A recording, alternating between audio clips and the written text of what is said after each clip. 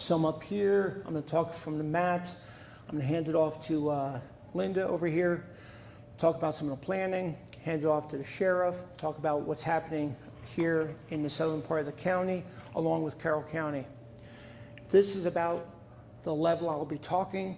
My voice is pretty much shot. I had an interesting weekend.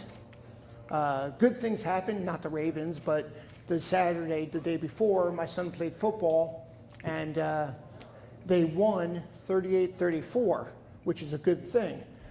But what was exciting is they blocked a punt with 37 seconds to go, and they scored with 11 seconds to go, and they won. So they're still undefeated, and they're ranked 4th in the country. Division 2, but still doing good stuff.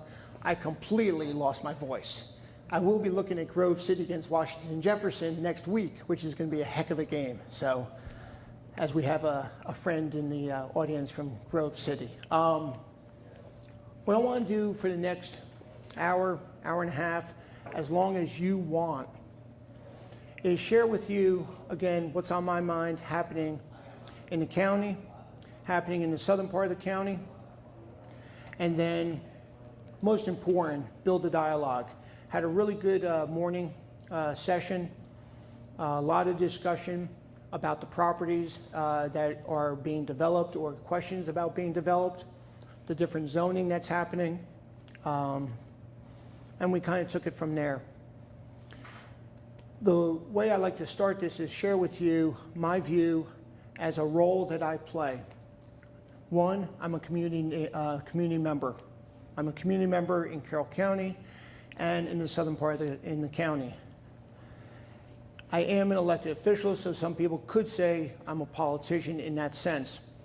You know, after 30 years wearing a uniform, I don't see myself that way. I see myself running resources, time, people, and money to ensure that we have the best quality of life we can have here in Carroll County, and we live in a safe, secure community and environment. It's all about how we allocate resources, our time, our people, and our money. Just stepped on an ant. Most recently, there was a census that we all participated in, and every 10 years we have the census. What the census showed is that we increased Carroll County just by a few thousand folks. But every time we have a census change every 10 years, I'm going to walk over to this map over here, is that we stand up what's called a redistricting committee. And the redistricting committee looks at Carroll County. There's a redistricting committee that looks at the state of Maryland, one that looks at the county, and one that looks federally. There was a couple states that lost congressional districts, California and I think New York, and a couple of states that picked up congressional districts because of the population. It happens all the way down to the county level. So this is Carroll County, and the redistricting committee was a bipartisan effort from the Democratic Central Committee, the Republican Central Committee, and the Board of Elections. There was 5 maps that were drawn from these committees.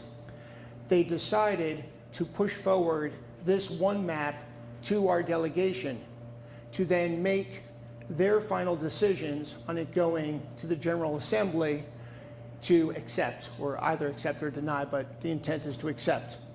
The reason I'm bringing this up, that's very important for us in this room, is District 5, and it's hard to tell from this, District 5, the way it's rewritten, takes out Linton Springs and Century High School.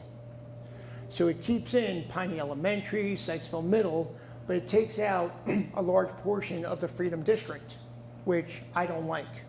I've talked to our delegation, and I'm trying to work with them to figure out how to get that back into our district, because that's where it belongs to me, is how District 5 can be as inclusive for the Freedom District as possible.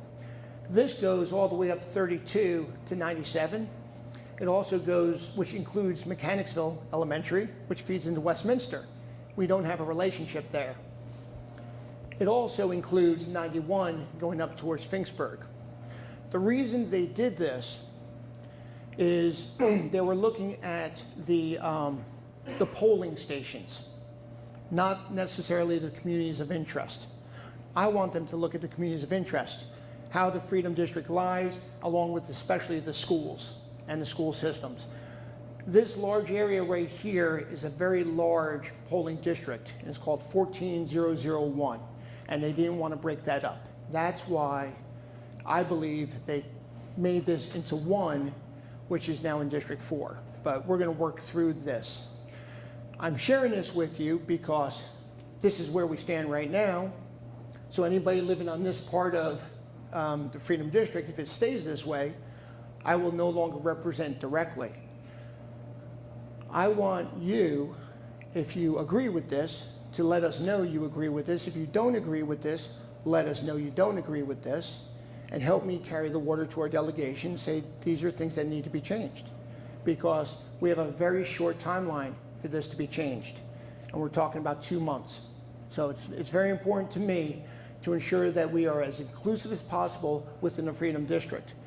There are 9 growth areas, designated growth areas, in Carroll County, the 8 municipalities and the Freedom growth area, Freedom Designated Growth Area.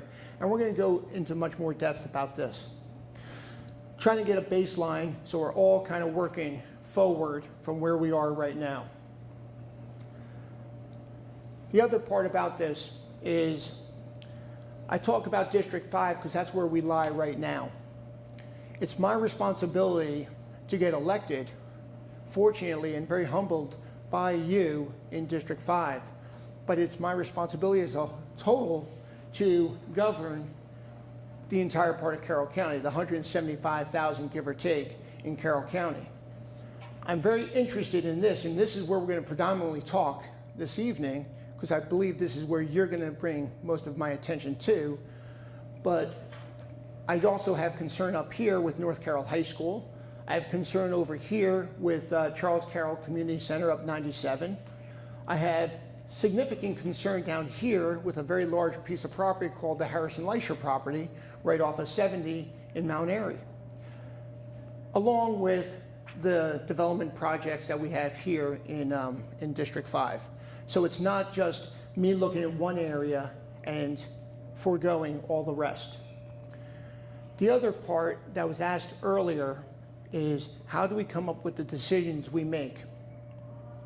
Is it me alone? Because I see sometimes on social media, I'm going to segue into social media in a second, because I see on social media, well, I'm just one commissioner out of 5. That's right. We govern by a simple majority, 3 votes. My job is to having the ability to count to 3. And unless it's taxes, it's a supermajority, I have to count to 4. We haven't raised taxes in quite some time. In 10 or 12 years, taxes have not been raised here in Carroll County. I'm not worried about the taxes right now. My job is to count to 3. So how, counting to 3, I go to each one of the commissioners and we work together to make decisions on whether things should be zoned a certain way and allowed to be built or not built. You convince me, I convince them, we work together, and that's how the job gets done. The other way the job gets done, which is really, really important for a lot of what we're going to talk about dealing with the planning and the zoning, is what's called the Planning Commission. We do not have the ability in Carroll County to have the expertise or the eyes out everywhere. So we're relying on the community, we're relying on you to share with us what are the best ideas that are out there. That deals with veterans, that deals with our growing population, that deals with the planning and zoning that's happening here across Carroll County. So we have a planning commission, and Pete is on that planning commission, who is part of also here in the Freedom District. I love that. We have an opening coming up, and I'm praying, I don't want to say praying, I am asking that you consider being a part of the Planning Commission. It's a much better way of saying it. That we have another Freedom representative, another individual from the Freedom District, the largest designated growth area in Carroll County, on the Planning Commission. And as openings happen, get people more and more engaged, because it's, I won't say the only way, it is to me the best way to come up with a solution is to be a part of the process. And there are some important discussions that happen in a planning commission, and Pete can definitely attest to that. We're going to have meetings coming up, workshops. In order to have the workshops productive, I am relying on the Planning Commission to come to us and say, here are some of the discussions that took place, and these are the issues that we want you to consider. The answers may be no. The answers may be partly this and then go to something else, but the engagement is very important. And that's what I'm asking for. You know, after tonight, the discussion doesn't stop here. It continues on. And that engagement is so, so very important. If some of you are on social media, which I expect most people are these days, I often see send an email to, and a lot of times it's send an email to me.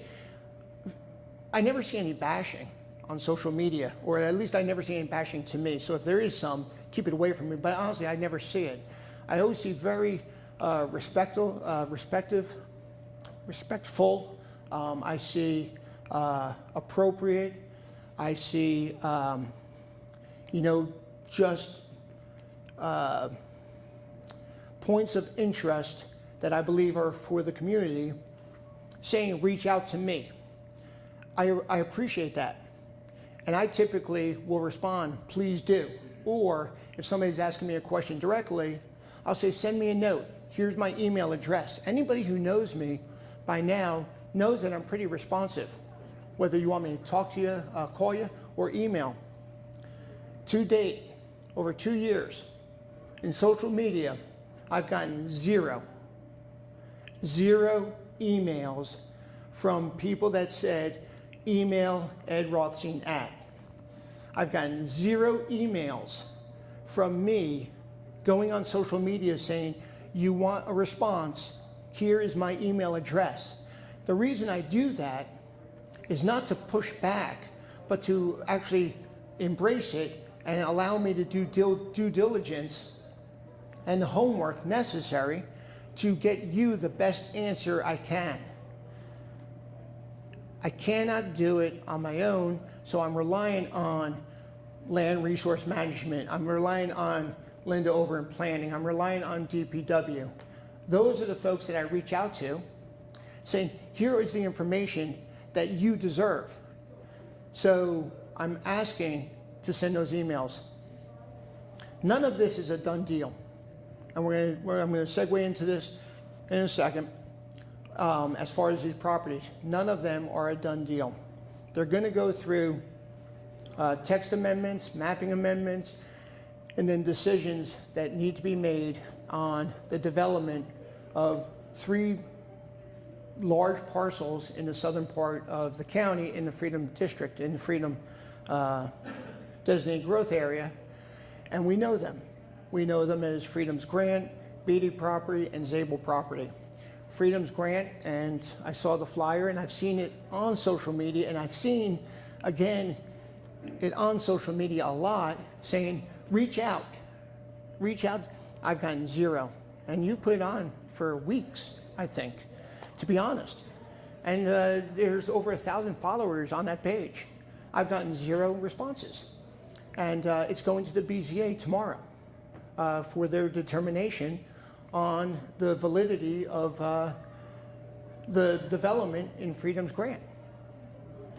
The Zabel property, I don't believe a developer has been designated yet. I think there's rumors and stuff like that of a developer, but I believe it's still the property owner. And the Beatty property is an interesting one by itself or on its own, and we can talk more about that.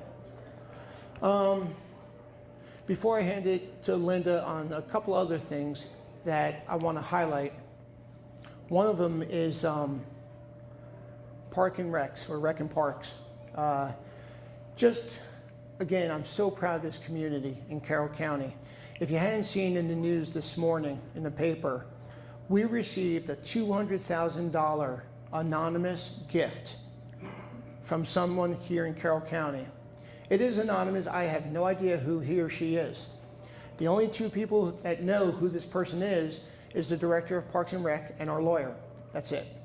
And the conditions of this $200,000 anonymous gift was, one, to keep the person anonymous, and then two, have it designated funds to the park, to Freedom. And the intent is to build a playground. It's going to be a playground with some fitness and all that kind of stuff in it. Now, what's really cool about, besides $200,000, which is the largest gift we've ever received like this, is the Nathan Baker Foundation, which is a really cool foundation, 501c3. The dad was my son's wrestling coach, assistant wrestling coach. He's a cop in Howard County, really cool guy. They are also donating money. I don't know if it's a match or not, but they're donating money towards the same effort. So I'm asking the community to look at this and say, this is a great opportunity to continue to donate and make something really special in Freedom Park. Really makes us, feel good about what's happening. There's projects called Open Space. We get money from the state dealing with Parks and Rec.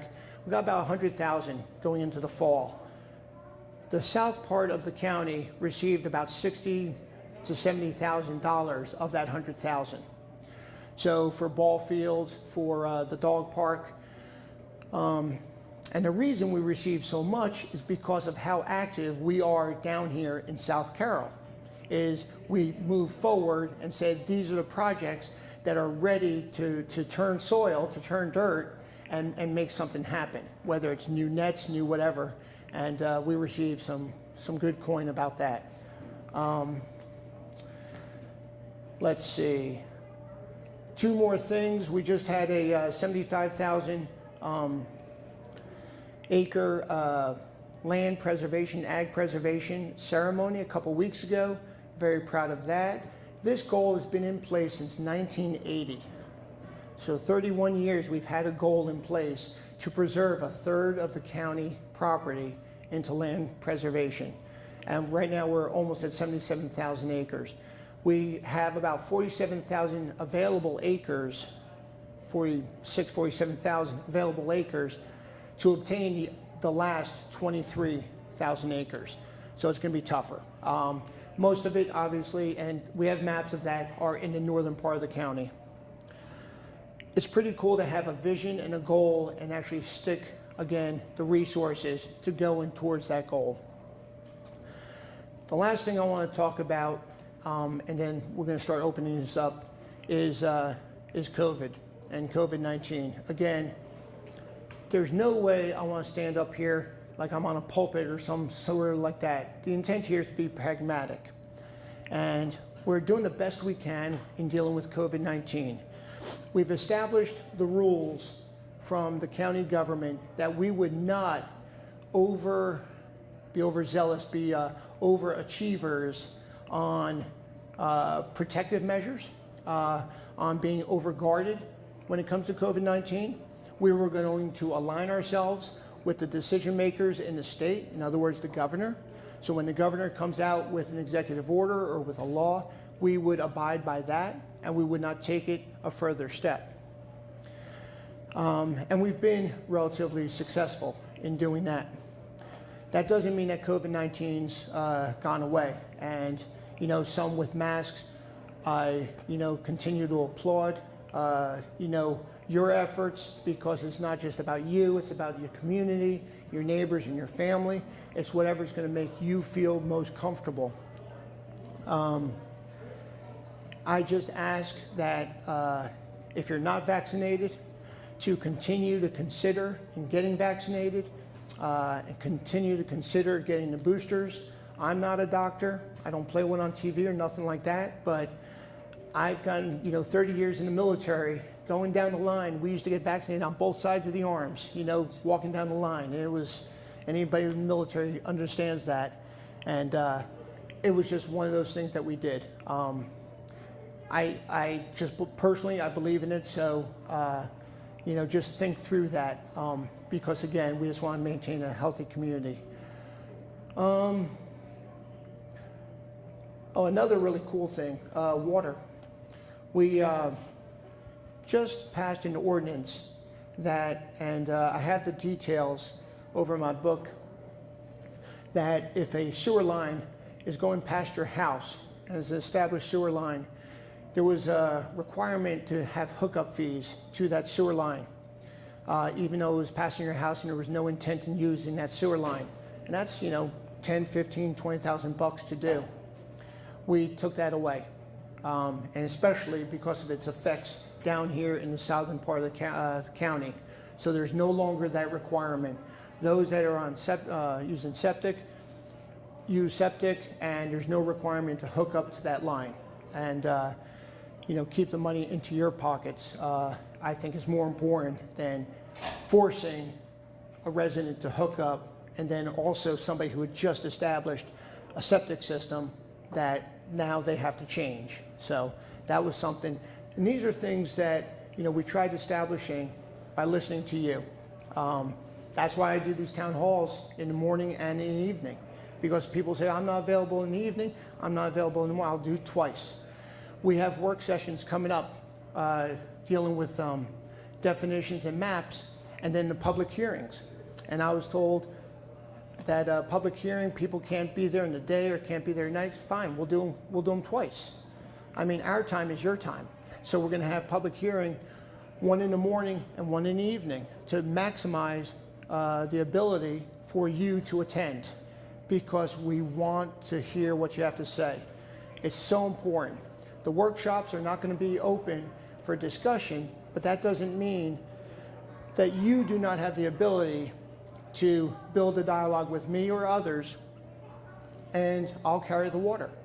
I mean, that's my role. So, let me shut the doors if you can. Thanks. Let's see, what else do I want to share? Any questions so far? Ray, you want to say something?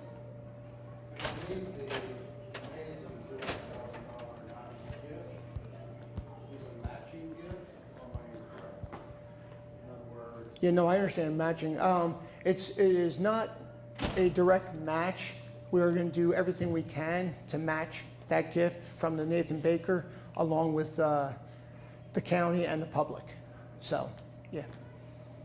I believe the intent is for them to give. I don't think it's up to 200. I think it is 200,000. But the intent is to do a match, but it's not dependent on the match. So. And the only thing I heard about it is that Carroll County has done so much for them, and obviously they've done well, that they want to give back. So, any other questions so far? Yes, sir? No question, just a point of clarification. I think the Zabel property does have a developer, or did. I spoke to someone months ago, and they have a plan.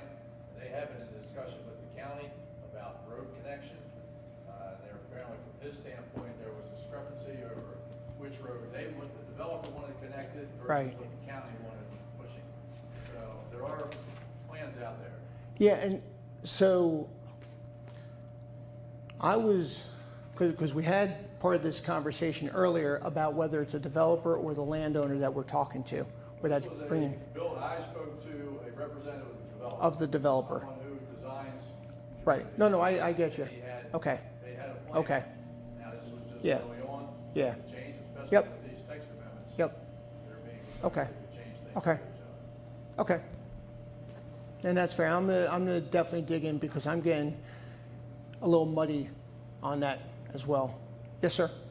Okay, yes, sir. This planning commission that you mentioned, how long has it been in place and who established it? I apologize. Say that one more time. This planning commission that you mentioned, how long has it been when was it started and who commissioned it? Was it done by the county? Right. And is it populated by just volunteers, or are they chosen from someone else in the county. Okay. So the question had to do with the Planning Commission. I'm just going to repeat sometimes the questions because it is being streamed. Reference the Planning Commission. When was it established? How is it established? Is it just volunteers? Overall, it is just volunteers, but they do get a very small stipend, okay? Maybe to buy a couple cups of coffee and maybe a brown beverage or something, but that's about all. But it's mostly a volunteer issue. The selection is by the county commissioners, so we get the resumes and the requests from the community that want to participate in the Planning Commission. And as the county commissioners, and we do this in closed session, and I'll explain that in a second, where we look at the resumes and we make a determination who the best candidates are. When it comes to the Planning Commission, in many cases, we go through an interview process because we want to get the best people and the best caliber, and also a diversity that's looking at, as I mentioned, the entire county. The origins of the Planning Commission, I don't know. Do you know what? It's actually, Maryland state law requires us to have a planning commission. So it's enabling legislation is from the state that jurisdictions must have a planning commission to review plans, Right. zoning, and create comprehensive plans and do development review. So, which also brings up a point that I believe we're doing very well governing the way we govern with the 5 commissioners. And the way we govern with 5 commissioners, we do base our laws from the Maryland Constitution. So when the Maryland Constitution says you will do, that's what we do, as opposed to other counties like Howard and Frederick. They build their own constitution and build their own set of laws. So so that's the Planning Commission itself. How are those recommendations handled after they're submitted? And who does the planning commission, do they talk to the commissioner only? Or do they talk to the zoning? Right. Okay. So a typical Planning Commission, Pete, you're going to correct me if I'm wrong, or Linda, but it is in open meetings where the Planning Commission has seven, I was pretty good on that, 7 on the commission. They build a quorum, which is, I believe, a simple majority. So it's a simple majority of 4, and then they go through a review process of different activities that are being considered for planning and zoning here in Carroll County. The secretary of the Planning Commission is the director of planning, Linda, so she comes with her team and besides being a secretary, her team presents the different activities that are being requested for planning and zoning. They make a determination on its ability to move forward or not. If they are able to make that determination, it's done. If they make a determination that goes against what the request is, it can go through what's called the Board of Zoning Appeals. And the Board of Zoning Appeals is also appointed by the county, but it's removed from the county decision makers once it's appointed, and they'll make the final determination if something is, legitimate to be built. I mean, I'm oversimplifying a lot of it, but that's pretty much the process. The Planning Commission meets during the day to go through a lot of these activities, and they'll also meet in one evening a month to go through some workshop activities as well. But the whole purpose is that it is open sessions for the public and the community to listen to. So I'm sorry. Simple majority. It is. If a simple majority happens, and that is discussed with the planning department, and the planning department agrees, it's possible that can get overturned on Board of Zoning Appeals, is that correct? It can. Well, Well, the department has no decision-making authority Right. in what you're talking about. Planning commission has two roles: to create and draft plans and to review development proposals. So site plans for commercial, industrial type of construction, and subdivision plans that come in. And they make sure that the regulations are being followed for those plans. Within their lane, so to speak, they have a little bit of ability to make certain decisions on certain things that is within their power. For instance, like signage, landscaping, things like that. But basically, they're just making sure that the county code of laws and ordinances is being followed for development proposals. Then their other big thing that they do is they work on the county master plan, the water and sewer plan, the planning annual report to make sure that there's consistency with the plans that the county has and the development that's being considered. And then those are recommendations to the Board of Commissioners. And those, Bring all this up, there's so many large parcels in this county right, that the county, that the residents of the county do not want because there's not infrastructure to support it. understood. And it never happens. It always moves ahead. Then you have all these homes being built, and you don't have the schools to support the Right, families that move right. into the county. But it never happens. Okay. I was asking all these questions. No, and very valid questions, and we're going to definitely dig into that, and I'm going to dig into that with you along with the others. But the decisions like that come back to us, the Board of County Commissioners. So when recommendations are done by the Planning Commission, they are not final decisions. They are recommendations. And it is up to us, the Board of County Commissioners, through simple majority, to come up with the decisions to moving forward with specific projects and specific language, mapping. It's my signature on the map, not the Planning Commission's signature. It's my signature on the definitions of what residential zoning looks like and is defined as, not the Planning Commission's. So, just one second. Yes, ma'am. I just wanted to ask whether the members, sorry, I am That's all right. vaccinated. I'm That's just okay. paranoid because of my work. Are the members of the planning commission, do they all live in Carroll County? They So do. you kind of understand? They do, and the intent again is to have diversity with the Planning Commission. Now, overall they are diverse. I mean, we have a lawyer, we got a realtor. A realtor? We do. We've had a couple realtors. We had, I don't know, Pete. Who else is on there? I'm in finance, so. Yeah, finance, but who? We've got an engineer. Got an engineer. So we do have diversity.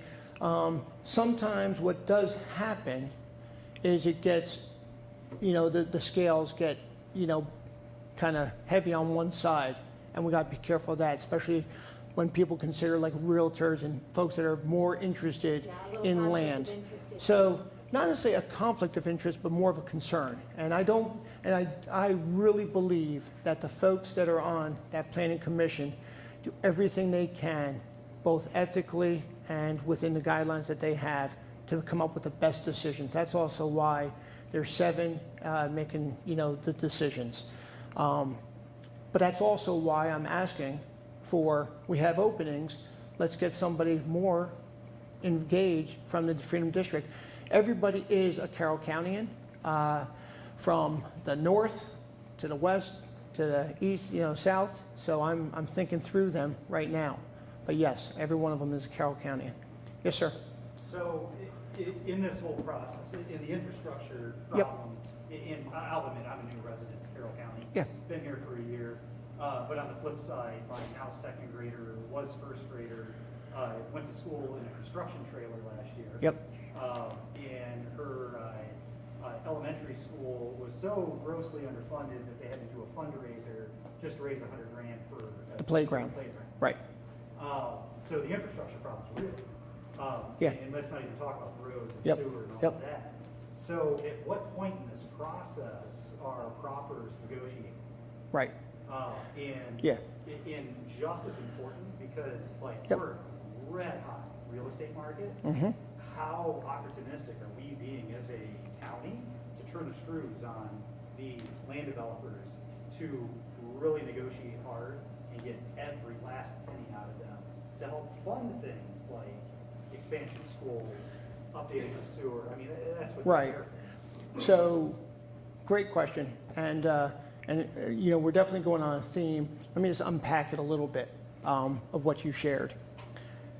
I'm very familiar with the playground situation at Freedom, and when I first asked how do I get money for the playground at Freedom, I got a lot of pushback from the county. Said it's coming, it needs to come. The first point was talk to the Board of Education, talk to the school system, and then it was no, that needs to go to, like you said, a fundraiser, and that's the way people have raised money for these playgrounds. At Carrolltown, the Nathan Baker Foundation built their playground. I don't quite agree with that so much, but that's the way things were done. But I am very familiar with the Freedom Elementary School playground. I'm also familiar that when a piece of property is ready to be built on, and one specific dealing with the Freedom area, there was like 30 some odd homes, and it came to the Planning Commission, and I was the ex officio on the Planning Commission at that time. It was a couple years ago, and we look at a checklist. Does it have the infrastructure? Does it have the roads? Does it have the water? Does it have fire, EMS? Does it have the coverage where the sheriff can get to that community and his team get to that community? Does it have the schools available? And that's where the red flag came up, was the schools. It did not have the capacity in the schools. That development was not to be built. So that's a big concern. I hear that a lot, that the schools are overcrowded. When the schools are going to be overcrowded, the developments are not going to be built. Decisions will have to be made on how to deal with the schools. I'm working with the schools, and we have these meetings with the Board of Education about redistricting. And, you know, a lot of folks don't like those words, redistricting, but, you know, again, when I look at this map, I'm looking here, but there may be availability up here and over here into South Carroll, you know, high school. So there's going to be some sort of fishhook of redistricting this way or fishhook going the other way. And talking with the Board of Education and building a redistricting effort, how is that going to take place? Because that needs to take place before any of this development happens down here. It will not happen if the schools' capacity can't support the development. The other part is that folks sometimes are not necessarily understanding. I mean, I don't understand until I, you know, 2x4 sometimes, is if a piece of property has the ability to build 200 homes on it, 200 homes will not be built in 1 year. They will not be built overnight. 25 homes will be built, no more than 50, you know, and that's if it's back to back from the, you know, the time you say go to the growth for that first year. But we only authorize so much growth in a piece of property at any given time. I think that's the smart way to go because it also tests out the infrastructure and we continue to build. Residential development is relatively new to me. I was an economic developer in Anne Arundel County, so I dealt with commercial industrial.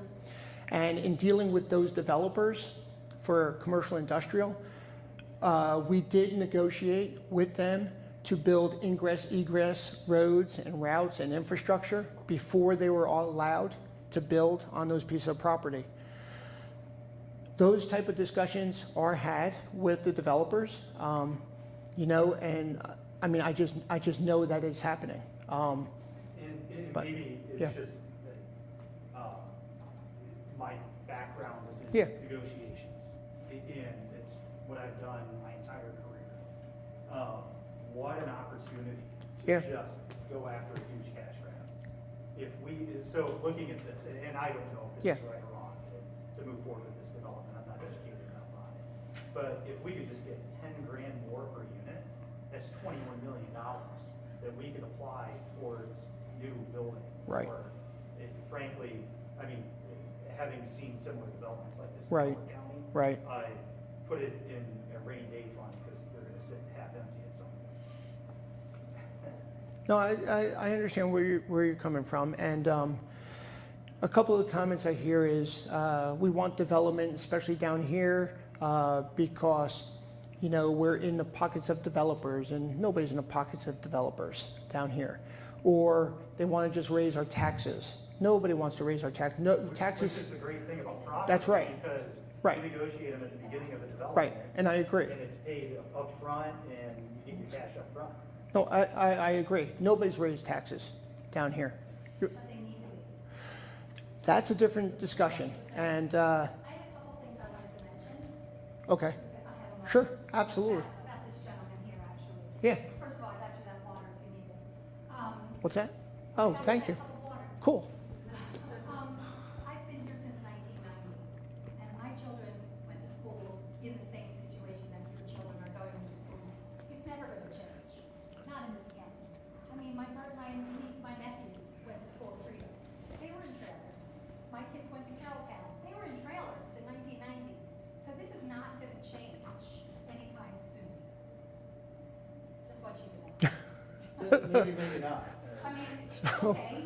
But- Mr. but- Rabels will tell you. But the fact is, there won't be more trailers being built at Freedom. I mean, they are. Freedom's a great example. It's at capacity, right? So, in order for development that's going to feed into Freedom, they got to figure out that either kids are going to go up to Mechanicsville or they're going to come down to Carrolltown. So it's going to be one or the other. If they go up to Mechanicsville, then it's going to feed into the Westminster district. If it goes to Mechanicsville or Carrolltown, it could still feed into Orms, into Liberty. That's where I'm trying to push the Board of Education and our community with the redistricting. But you're absolutely right. When you're at capacity, you're at capacity. But I know where you're coming from, and I understand. Those are some of the discussions we do have with developers when they're represented through, legal, and they're saying this is what we want to do, and then we go back and forth. And most of it, though, has to do with, is the piece of property sustainable or eligible or able to build what they want to build? That's kind of the first step. Is it able to be zoned and permitted? Is it zoned, and then is it able to have the right permits to build what it needs to be built on it? So, but we can talk more. Sir, you want to say something? Well, I was gonna get with the Freedom Grant. Yeah. Also, is that why it went from 101 houses to now 230 some, because our schools can't handle it? So we're gonna go about it a different way to get it developed? No, it's senior housing, and so it's not. So now you're not affecting the schools? Is that why this is being done that way, or? I believe so. I think the developer made a decision to use that property for senior because that would not need that criteria as far as schools. But So it's a back door to start building now? it allows them the eligibility to build senior homes because that's not necessarily a requirement. It's just, a decision made by a developer. Excuse me if I may, with Freedom's yeah. grant, that particular property, You stand, you talk. did have a subdivision plan, it was planned for 101 homes, and under the 2008 housing bubble that happened, that plan went out of date. There was no longer a developer for that piece of property, so it's been sitting there for years just with an old site plan on it. Then a new developer came forward and proposed a new plan, which is now under consideration by the Board of Zoning Appeals because it needs a conditional use approval, meaning that they need to go and ask to say, can you allow us to have this age-restricted community on this particular piece of property? So that hearing's tomorrow through the BZA. So then the next step in the process would be, if they get their conditional use from the Board of Zoning Appeals, then to come forward with a site plan.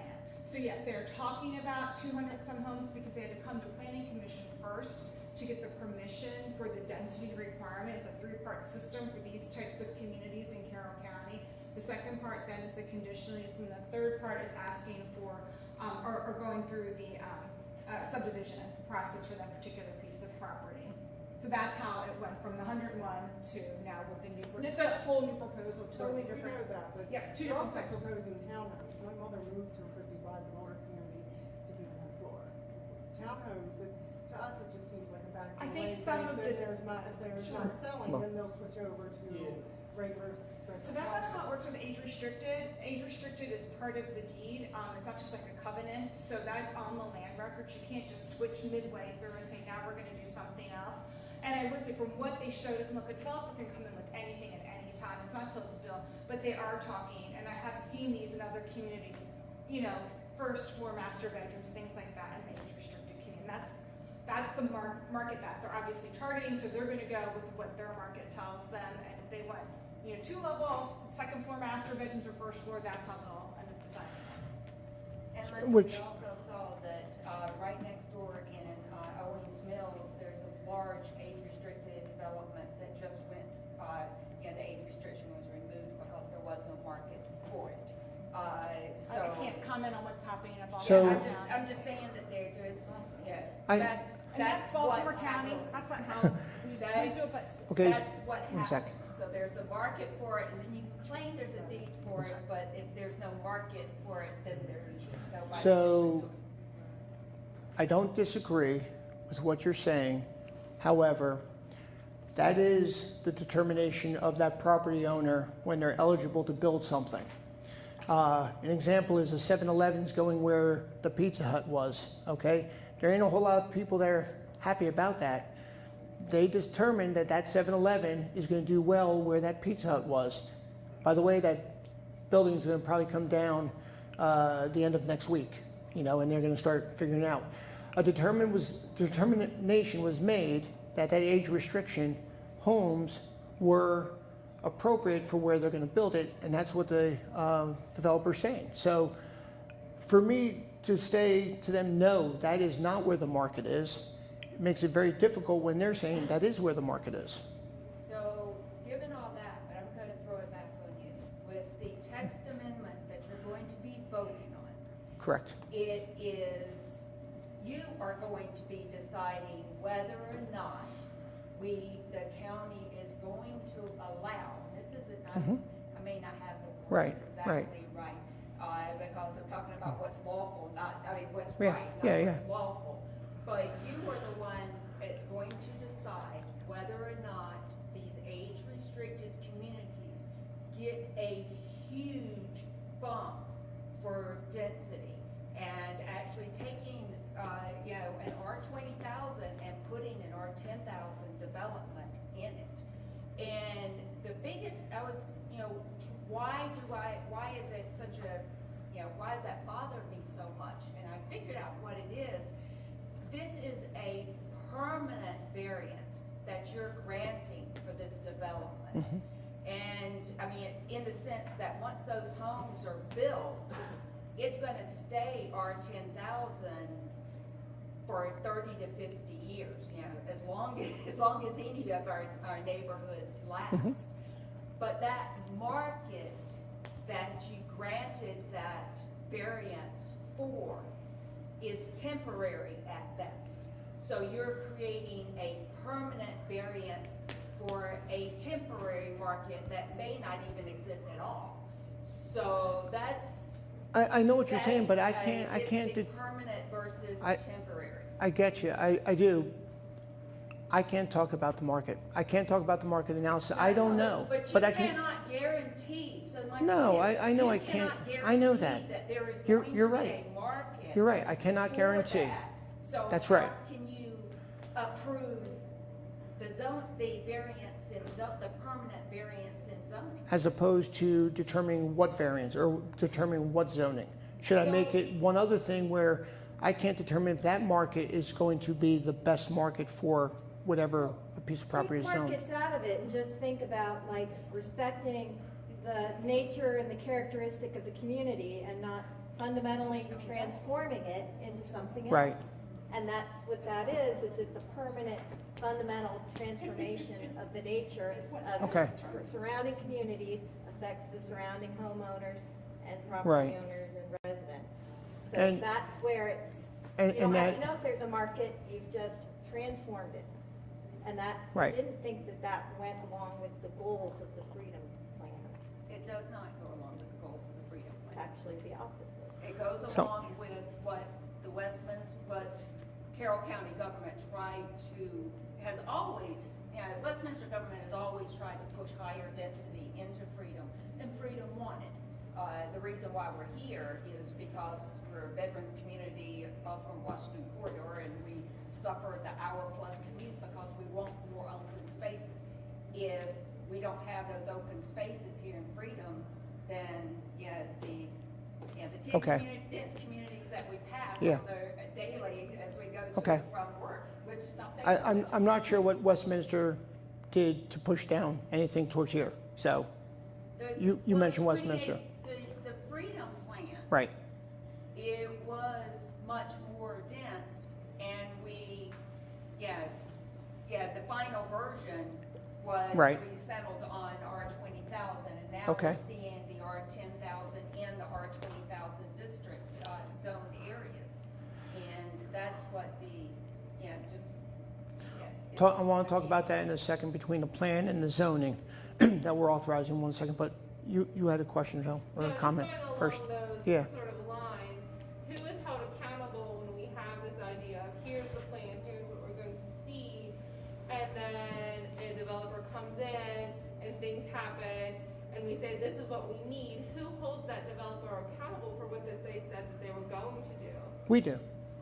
For- We, Right. the county does. But if The we county change- through, If we change things along the way, because there's no market, or, like, for example, a development comes in and we say we put this here and this here, and then who goes back and checks to make sure that was actually done Yeah. the right way? Yeah, Because we- I'm we- in a situation where things weren't done the right way, and people are going, well, you know, Yeah. this is what you asked for, this is what you got, but the development didn't put them in correctly.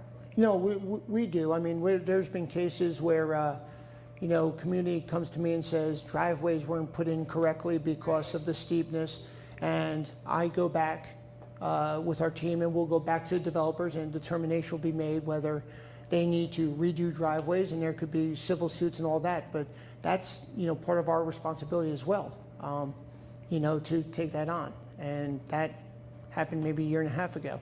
But as far as the plan and as far as the zoning, you want to talk a little bit about that? From what we accepted from the Freedom Plan and why we're in the situation we are with Freedom Grant right now. So as Commissioner Rothstein said earlier, I'm Linda Eisenberg, I'm the Director of Planning. And talking about the Freedoms Grant, as you can see on the map here, I'll just walk back. This is the representation of the Freedom Community Comprehensive Plan. You can follow my finger here, right outside the Sykesville Municipal Growth Area. This yellow piece of property here is currently Freedom's Grant, and it's already zoned R20. You're going to talk in a few minutes. Under the current zoning that is allowed today, that they can build right now, coming with the site plan, for age restricted, they can do up to 12 units an acre for multifamily, or 6 units an acre for the more townhome villa style, site design. Under the Freedom Plan, one of the things that was done as part of that process was to limit the amount of units age restricted could get density wise. So then the density was limited to 3.5 dwelling units per acre, which is what the current proposal for the Freedoms Grant subdivision currently is. So they could come in and I think that was one of the things that we had heard was that the Adams Paradise or Oklahoma Road property was way too dense, and rightfully so it was. It was way more than what R20 allowed, to several order of magnitude more. Where this is more in alignment, I know it's not exactly R20,000, but we also do need to allow for senior housing and we have very limited opportunity, and this was the compromise that came with the Freedom Plan to limit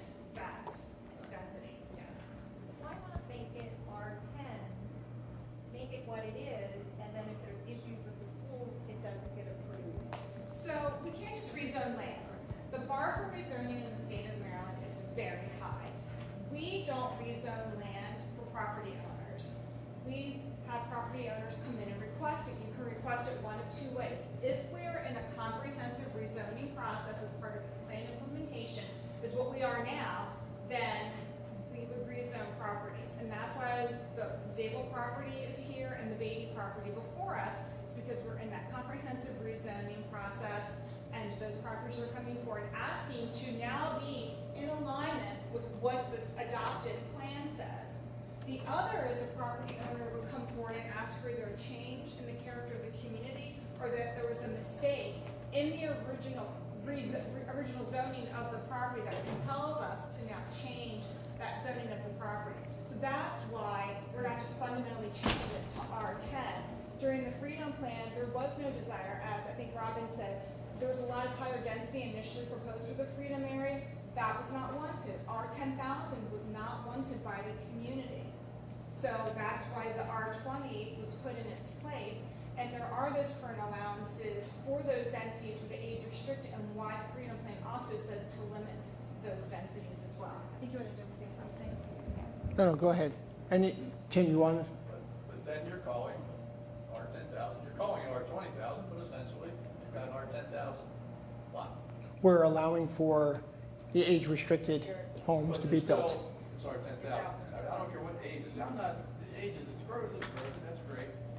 Age is fine, over 55. I'm over 55 myself, I'm eligible for this. You and me both. But how much is needed? That's, I'll get into markets. I don't want to Right. discuss markets with you because we don't know that. Well, I don't know it, I so. was giving good examples though, because we know things go in trends and everything goes in cycles. Everybody wanted a shopping mall 25 years ago, 30 years ago. Now they're butts, and the market is full of empty buildings. We don't want this to be an empty residential site. And what Linda's saying is, well, you can't turn it over a deed. Well, you can. If you find an empty site, are you gonna let it go vacant, the grass grow, the roads come to just ruination? Or are you gonna say, hey, anybody can move in here now? You're gonna do that. So you're taking really an Well- R20,000 though. On paper it says R20, but in reality. I know what you're saying, but I mean, again, you're speculating that we're going to do something that's not in the best interest of Carroll County, and I don't believe that's true. I believe, once again, the reason we have this form of government, the reason I'm here, is everything I am doing is in the best interest of this community, and every decision that I believe the folks that'll come after me should be and will be making are in the best interest of this community. So to think that we're going to do something and then say, no, we're just going to throw it away and do something else, that doesn't float. No, that's not what we're saying. We're saying that long before it gets to that point, then we would remove the age restriction rather than get to that point, which is what's the best thing to do. But what we are looking at, the whole purpose of zoning is to sort of plan. for Oh, the I agree. future. And we're seeing that there's a dichotomy here where you're granting a permanent variance for a very temporary. Well, niche a variance was requested, and it's going to the Board of Zoning Appeals to make that determination. That's So it's for going, Freedom's grant, but I'm talking about the text amendments where, that are coming before. oh, okay, so now we're talking two separate things. So Freedom's They're Grant, related. no, Yeah. Freedom's Grant is going through Board of Zoning Appeals right now Yes. for a variance. So that's kind of on its due process. And everybody's had the opportunity to weigh in on that for quite some time, dealing with Freedom's Grant. Dealing with the text amendments, we're going through the workshops. That is going to be a continuing process where you have the ability to weigh in now, and we can make that determination. And what I'm saying is that is in front of you. Correct. You have the power. That's correct. To stop. You're right. These types You're right. of. I don't disagree. You're right. The Okay. senior apartments on Oklahoma Road, they're not even fully on, right? On Oklahoma, when I visited those senior apartments, about a year ago, and it was right in the middle of COVID, they were about 50% full. at that time. What was very interesting about that was many of the folks, what we thought was going to be an aging community here in Carroll County, the folks that were moving into those apartments were actually folks returning back to Carroll County that were aging to be near families, and grandkids and that kind of stuff, which I thought was very interesting. And the gentleman who owns those apartments, he wasn't looking at it that way either. So it was actually a plus thing. I don't know. I have a friend and her mom just moved in, and they Yeah. have like literally a month ago, and they have it's a brand new apartment, so Yeah. there's definitely plenty of photos left. Well, I don't know how many, but Understanding from her, it's quite a few. I heard it's nice, and I heard it's actually very It's very nice, yeah. inexpensive. But yeah, he walked me through them. I was like, wow, I wish I could get my parents up here, to be honest, but because they're paying a whole lot more. But going back, you're right. I do have the power with the other 4 commissioners, and I need to have the ability to count to 3 to make those decisions. And we're talking about that right now, And the way I'm talking about that is from the information that you provide, but also you collectively provide. And you're absolutely right. There's no, I definitely can't argue. I mean, this is my priority. Another priority, and I'm going to dovetail, and then we can get back to this, because I do have the sheriff with us to talk about, as I mentioned, how we apply resources and our partnership and relationships to keeping the quality of life here in Carroll County, his responsibilities and what he sees happening here in Carroll County, specifically here in the southern part of the county. And I think it may surprise you, hopefully in a good way, on what's happening here in the southern part of Carroll County. So without further ado, the one, the only, the man, the legend. What do you You're got? one of 5 commissioners. I'm the only sheriff in He the is the county. only. So, hi, I'm Jim DeWeese. I actually grew up here. So, Bob and I went to Freedom Elementary. Yes, we did. Bob brought that trailer with him when we went to Freedom Elementary, and I actually was taught in that trailer. Dorothy Mangle was my principal. That's how old I am. You guys need to be. The funny thing is that I grew up on Clean Hill Road and Cherry Tree. That intersection there is a little development. And when I grew up, my father moved us to Carroll County in '73. When moving here wasn't cool. At the end of the '70s, early '80s, it became cool and everything boomed. We were redistricted. I'm one of 6. I'm the second youngest of 6. We were redistricted every 2 years. I started out at Mechanicsville, left there, went to Robert Bowden, left there, came down to Freedom, and that's where I graduated elementary school. Then they shipped us up to West Middle. I went there for all 3 years. And then I went to South Carroll High School. My 2 brothers and I went to South Carroll. My sister, Kim, went to Liberty High, and my brother and my sister went to Westminster High. So we were shipped everywhere. And that sounds like it sucks until you run for public office, and you know everybody from the north, south, east, and west, because I do. I ended up running in there. And my mother drove a bus for Liberty High School, actually in this section of Carroll County. And so I'm a homeboy. I'm a retired state trooper. I retired as a captain with the state police in 2014, and I've been the sheriff since. So I've only had really 2 jobs. I graduated South Carroll High School, went right to the state police. I was with them for 25 years and then was elected sheriff. And so I only know really Carroll County. I've policed the majority of my experience. Almost 33 years I've been doing this. It's been policing in Carroll County, and I policed this corridor for a number of years. And when I was policing here, the only thing that was open was the 7-Eleven.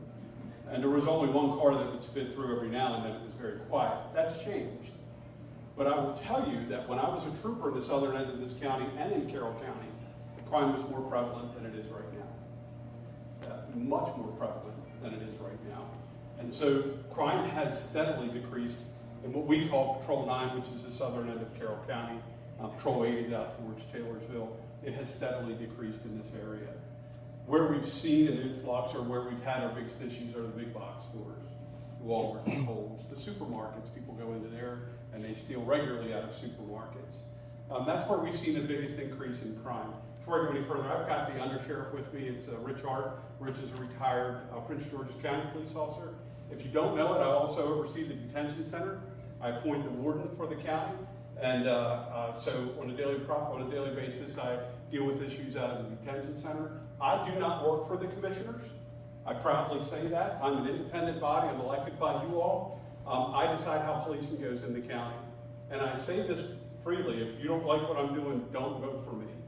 But I will tell you that I believe that we do an extraordinary job in the county.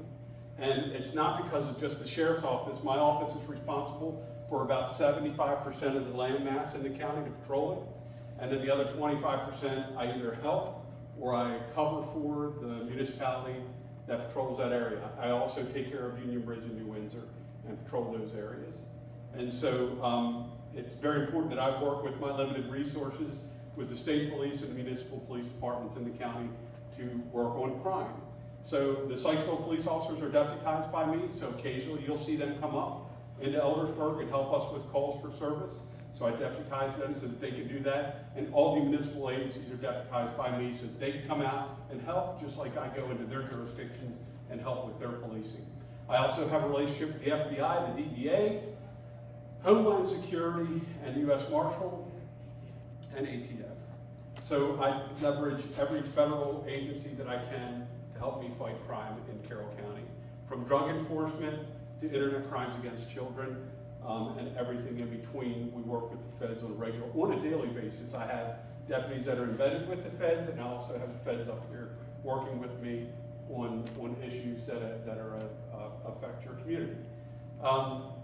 When it comes to the schools, you may not know this, but we went into a project probably about a year ago, Rich, I think, with the school system for buses. There's a camera on every bus, a stop arm camera on every bus.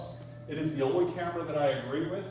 I won't have speed cameras in here. People argue with me about them. They only work in that small little stretch that speeding's taking place. But I am in agreement that stop arm cameras go on buses. So there's about a little over 300 buses in the county that operate every day. Every one of them has a stop arm camera, plus they have additional cameras that we had installed on the bus so they can keep an eye on the inside of it, and pretty much 360 around the bus should anything happen. I don't have really good numbers right now, but the most recent numbers, believe it or not, we probably see between 100 and 200 stop arm violations a month. And when I say stop arm violations, I'm talking about people that absolutely 100% have their heads square up their butts and blow through those signs, and kids are just sitting there watching the cars go through. And then what I like about them is that they come with hefty fines, and we have started to see a decrease in those violations take place, and it really puts an emphasis on safety, and it has, I believe, started to work and hold people accountable. When I talk about the crimes that are taking place down here, we do a pretty good job of keeping a real close eye on trends. You know, a lot of people think that folks are coming up from out of county and committing burglaries, robberies, those sort of things here. We haven't had any real violent crime that's taken place in this part of the county. For the most part, no part of the county. It's very limited in violent crime. It is always the commercial, big box store type thefts that take place. We recently had a couple burglaries in the area here. We've been able to solve them with the help of state police and Howard County Police Department. We were able to identify a couple of suspects, and then through some surveillance, we watched them go into another establishment in Howard County and take them into custody while that was taking place.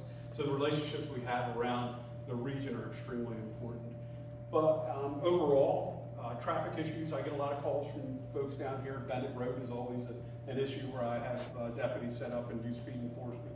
Monroe, along 26 between the bridges, we work with state police there. If you have an issue with speed or you want enforcement, it's not uncommon. We probably have a running total of about 200 complaints around the county where we send our traffic enforcement team out. We will set up signs. We'll gather data first to see if what you're seeing is truly what's taking place. Because believe it or not, sometimes it isn't. You see cars that you're like, man, that car's flying. We'll set up signs and grab data, and those cars aren't flying. They may be going 5 or 10 miles an hour over, and we may have that one outlier that's going through pretty quickly. But overall, the average speed on the road is down a little bit, but we'll target when we can enforce there and get a better idea of when it's optimal to enforce. So don't hesitate to send us an email and ask for speed enforcement in your area. We will come down and we will do it, and typically you'll get a call back or one of my deputies will stop by your house and ask you what is going on and work with you on the incident. Most of what we do down here, and I was just telling Commissioner Rothstein this earlier, is mitigation of neighborhood issues. We're doing that an awful lot, not just down here, but around the county. People are having problems with neighbors. People are having problems with dirt bikes. Some zoning issues. We'll come down and work with folks to mitigate those things. But we're kind of in the middle of just about everything and anything around the county to try and help alleviate the issues. Sound, noise, venues, those sort of things. We are in the middle of almost everything and anything that's out there to try and keep from enforcing anything, writing tickets, locking people up, but to try and get people working together as opposed to bringing the police in and doing anything extreme. So, but overall, I think, and unless you guys have questions for me, issues here are very, very limited, very limited. I'm extremely concerned with growth, just like all of you are. No, I don't live down here anymore. I live in the northern part of the county, but I'm extremely concerned with growth, and because it does tax our resources. Fire, EMS, first responders, it taxes our resources. And so, yeah, you can put an assisted living facility in, or an over 50, or an over 60, whatever you want, and it still taxes our resources. We may not be going there as a law enforcement agency, but fire and EMS may be going there, and they're going there all too often. And so we work closely with fire and EMS to make sure that we have the resources available to respond with them. And so anytime things go through zoning, we also participate in signing off on whether we have adequate services to cover, whether it's a housing development that goes up, assisted living, or any sort of development that goes up. We've got to make sure that we have adequate services. So I'm very keenly aware of those issues, not only just in the southern end of the county, but all over the county. I don't have a lot of deputies. I don't. We've increased manpower significantly since I became sheriff, but we've also got a lot of responsibility. I have deputies in every one of the schools now, which is working marvelously. They do extremely well there. And again, I've got people embedded with federal agencies, and so I'm stretched thin. And so anytime they decide that they're going to put up a development, I'm very interested in how I'm going to cover that development and the resources there. And it could be, I don't care if they're $500,000 houses or assisted living. Anytime people move in, there's always conflict. And there's always a need for law enforcement, fire, EMS. There always is. And so I will tell you that I work closely with the 5 commissioners. Albeit I don't work for them, I get funding from them. I don't know what your opinion is of Commissioner Rothstein or the other 4, and I will tell you that regardless of what you think about how they vote on whether it's zoning issues or any other issue in the county, they always support public safety, without a doubt. Anytime I go in and ask for something and I can justify it, there's no issue with it. And this group and the group prior has been nothing but supportive of public safety. It is his and it is our #1 responsibility. If public safety doesn't exist, schools don't exist, commerce don't exist, housing, nobody feels comfortable. If you don't feel comfortable and you don't feel safe, show me a community that's growing in population where crime is going through the roof. And if it is, it's only because it's out of necessity that people have to move there and live there. And you're right, people come out here because it's a bedroom community. My father moved us out here and drove straight back to Baltimore the second he moved us out here because this is where he wanted to be. It was wide open and he loved the landscape. And so I'm with you. I want to keep it that way, but make sure that we control the growth. And as a sheriff, I've got a huge responsibility to keeping all of you safe. And I take it very seriously. So. A woman I think right you there. did a great job, both of you. You got Yes, sir. oh, You had mentioned that we all thank you, okay, for the work that the law enforcement does and those kind of things that you're up against. But when we wind up with situations here in Carroll County, which are new situations that we're not used to having because so many people come into the area and as you're saying, there's noise issues and a variety of other different things. When we have something that we're faced with, okay, and we find out that there's no easy resolution, okay, through the police, and, it is a problem. Give me an example. To give you a prime example, okay, about 2 years ago, I had a pretty bad issue with a next door neighbor that had a large crew of people in their property, and generally I overlook a lot of different things because they're neighbors, right?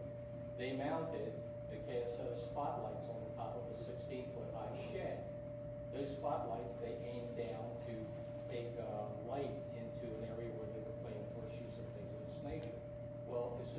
dark, I have an enclosed back porch that has sliding glass doors across the entire front plus the back of my house. Those spotlights are all over the back of my house. Over the doors, over my windows, everything across the back. And of course, they're not gonna shut those spotlights off because, and I attempted to get the owner of the property to get that spotlight, you know, anchored downward, all right? So when I had the next problem and got into a bit of a shouting match, okay, with the people that were over on that piece of property, I called the police up, called the county sheriff's office, you know. They sent out a deputy, and the deputy said, I'll go over and I'll talk to him, okay? So he went over and talked to him. I guess he indicated to him, hey, you know, they were having a party, they didn't want to, you know, do anything, and he came back to me and said, I can't enforce or make them do anything with those lights because there is no zoning ordinance covering lights in Carroll County. I couldn't believe it. There's sound, okay, but for Carroll County, there's no light. Now, they're in the municipalities, you know, be it.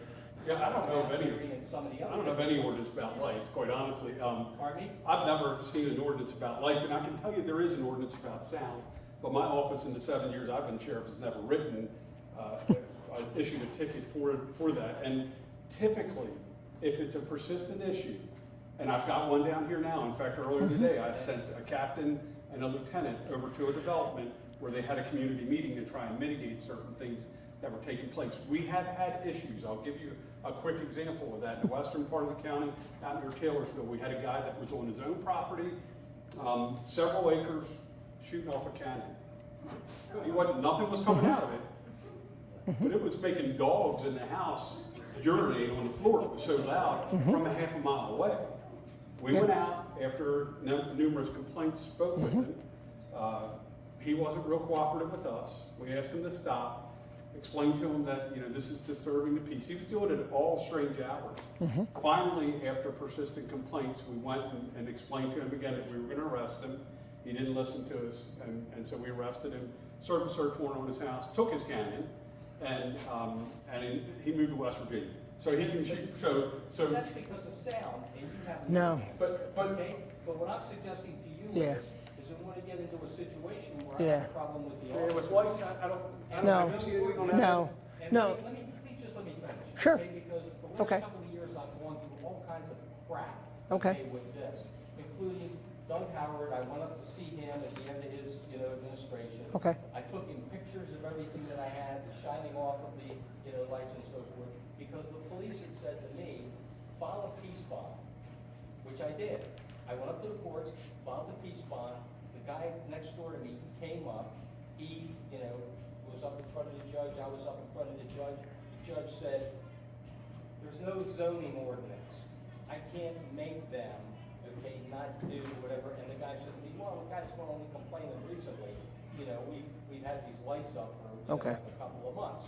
Well, I was a nice guy then, and then I got tired. What happened? Huh? I'm just kidding. Never mind. Well, nothing happened, okay?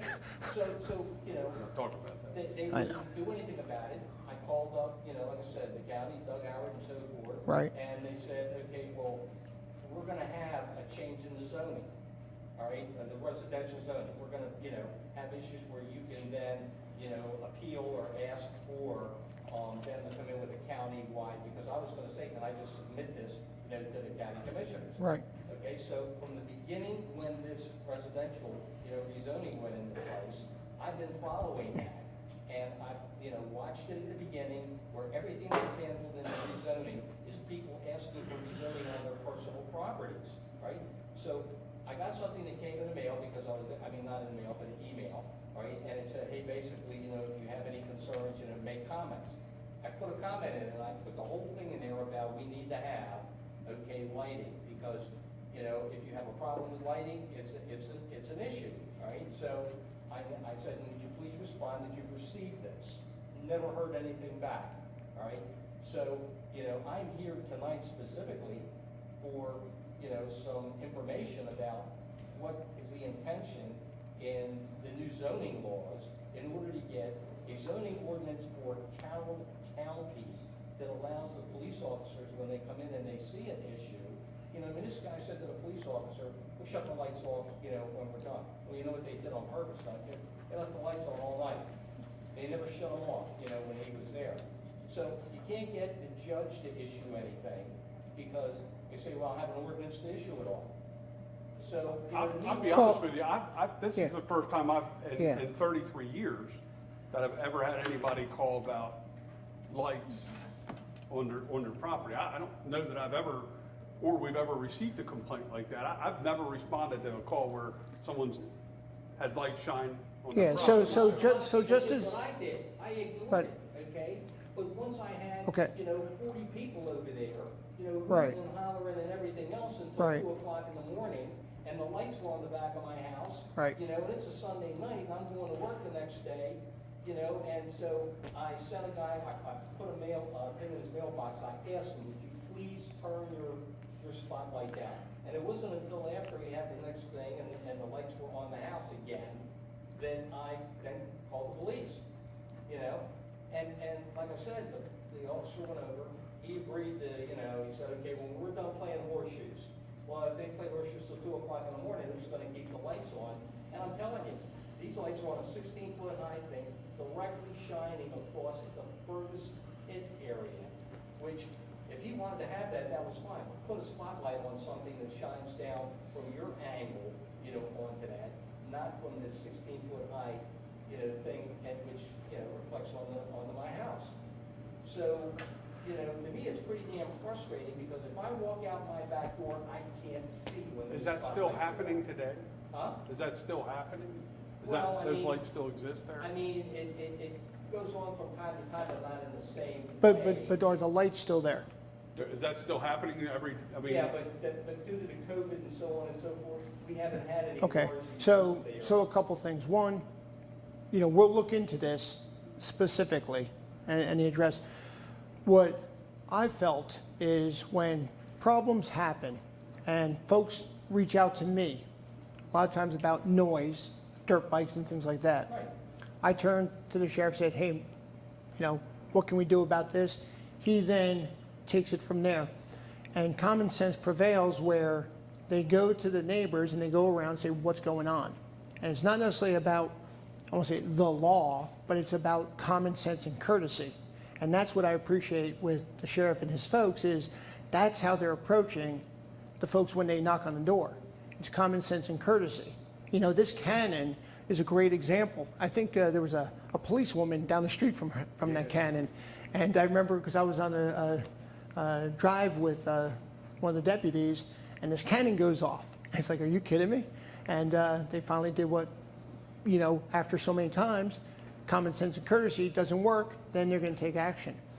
But let's follow up on this. You said earlier, okay, that you get a lot of information back and forth from social media, right? No, I see information on social media. I do not go back and forth on social media. Okay, but you're emailing, I mean, Yeah. the requirement there is that people want to do something with you, they have to look to a social media. Oh, absolutely Is that not. Facebook? No, absolutely not. You can reach me anytime. No, but I'm saying, if you said you're interacting, you know, I was assuming that when you said social media, you were talking about have a Facebook page or something like that. Oh, I do. No, I apologize. What I was sharing is there is activity on social media that I see, and it says, reach out to me. And I said, well, I'm not going to reply back. I'm going to, here's my email. But you can reach me anytime, 24/7. I'll give you my card as well, where my contact information is there. And anybody who knows that has emailed me or reached out to me, I'm very responsive. If they call the office and you want a phone call, I'm typically calling you within, you know, definitely that day. I won't say definitely, but almost always that day. But I try to be very responsive. Let me tell you how this escalates. How this escalates is that once that happened and I went for the bond, okay, and didn't get it, all right? And then he was having the next party. I have a boat that I have out at our property line. I have two big spotlights that go down towards my boat, my area, to you know, so at nighttime when I come back with the boat and park it, I can see. I took the spotlights that were up on the top of my pole, okay, which is 12 foot high, and I turned them facing his area where his people would sit and enjoy their night, you know, at the pool. So when he flipped his spotlight on the top of his shed, I flipped the spotlight on that was now on his house and his property. So We you got know- spotlight wars going on. So as the But- sheriff, But you know what happened?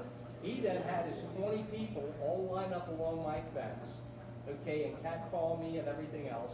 And then what he did was, he took a piece of plywood that was 4 foot by 4 foot and took a pole, okay, and put it up in front of my spotlights, which were like right next to his property. So it then blocked. man, there's a whole lot of work spotlights. being done. And what did he write on the plywood? Nice try. Listen, So- email me. There isn't an issue. we'll follow up. There isn't an issue that has happened, like, trust me, I've had far worse than that we've been able. No, we'll that we've been follow able to up. mitigate. So, Really? a deputy coming out is one thing. If we get persistent calls, we see a report every 12 hours that the colonel and I get, and if we see persistent issues at a particular address, he and I are starting to ask our command staff, why are we there? What is going on? And how do we stop this from the services going Right. back and forth where we've got to be there? So email me. But I think they would have stopped it if there was an ordinance. I don't know, man.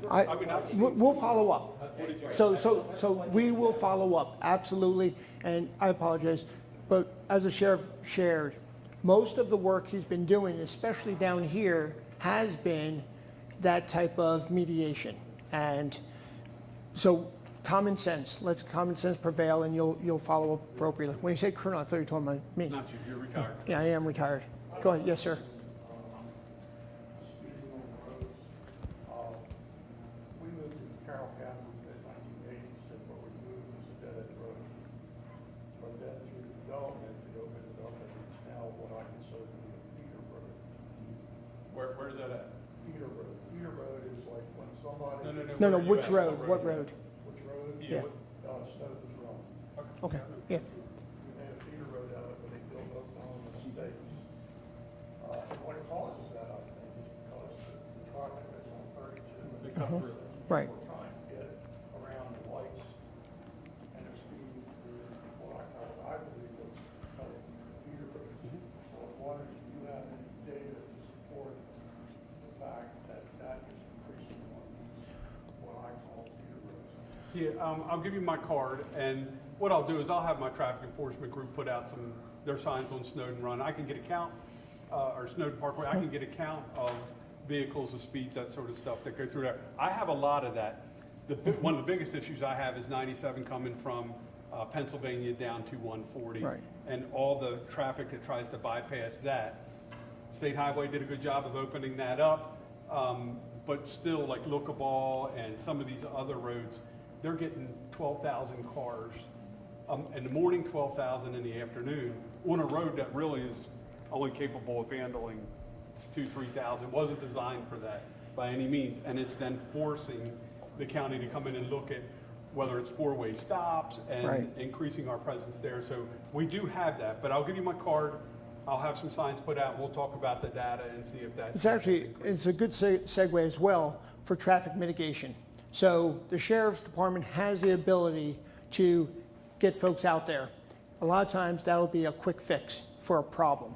What we'd say a tactical fix, a right-away fix. But to get the strategic fix, to look at the problem in its entirety, we may want to look at the road itself and whether that road needs to be modified, whether it's speed bumps or other ways to modify the road. Stop signs are not ways to modify traffic as far as speeding, but ways to modify it.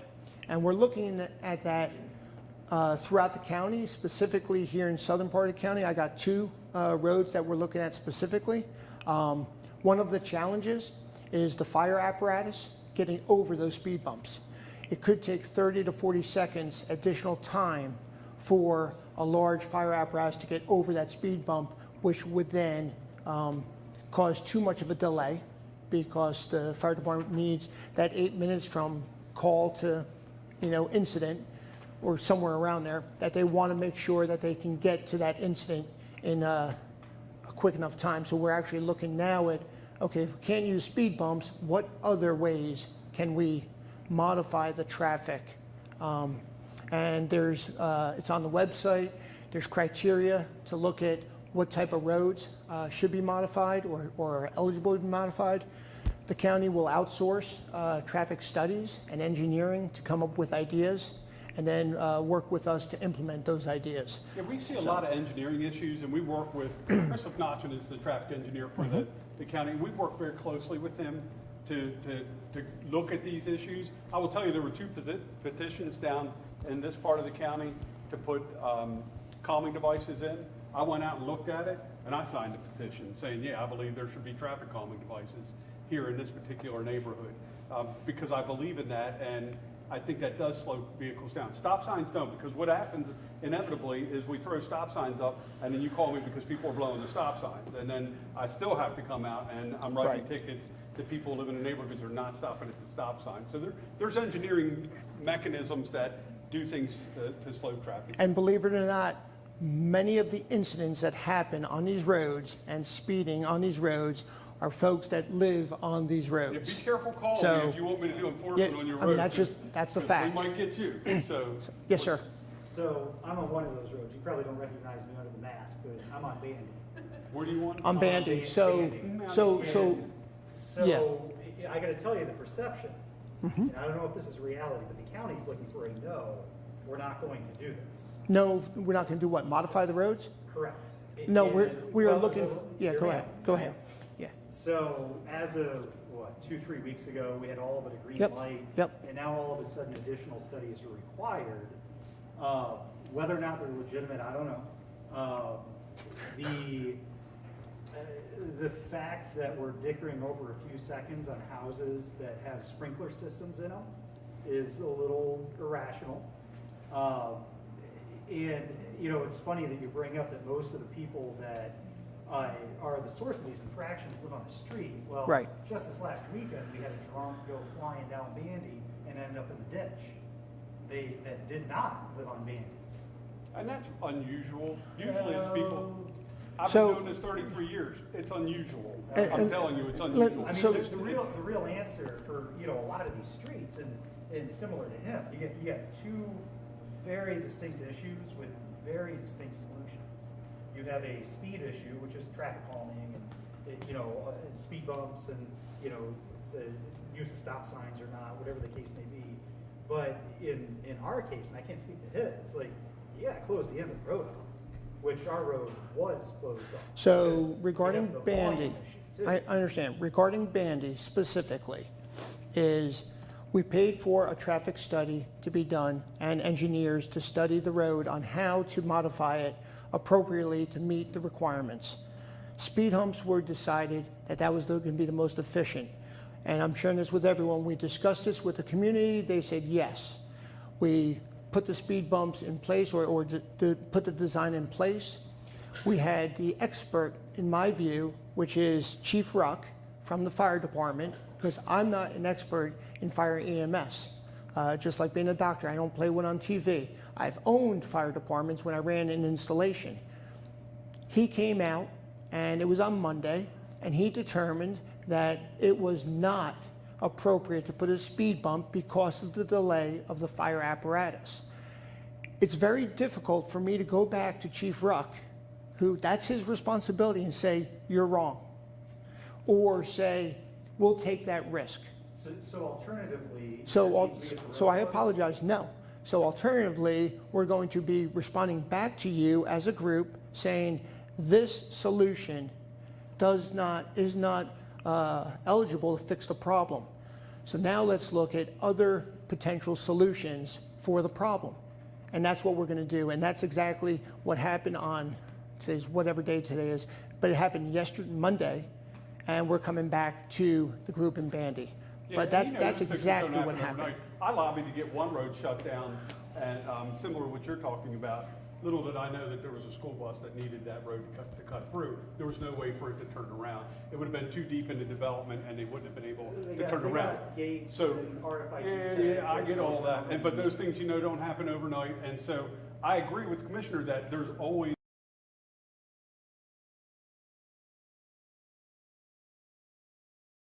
Yeah. It always just calms it for a little bit. Right. But there's got to be an engineering or some sort of solution to it.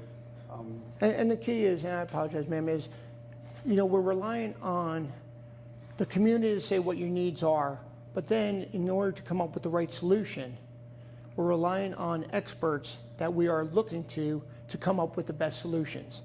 And personally, Chief Ruck, Eddie Ruck, is one of the best that I know. And I've been around firemen for quite some time.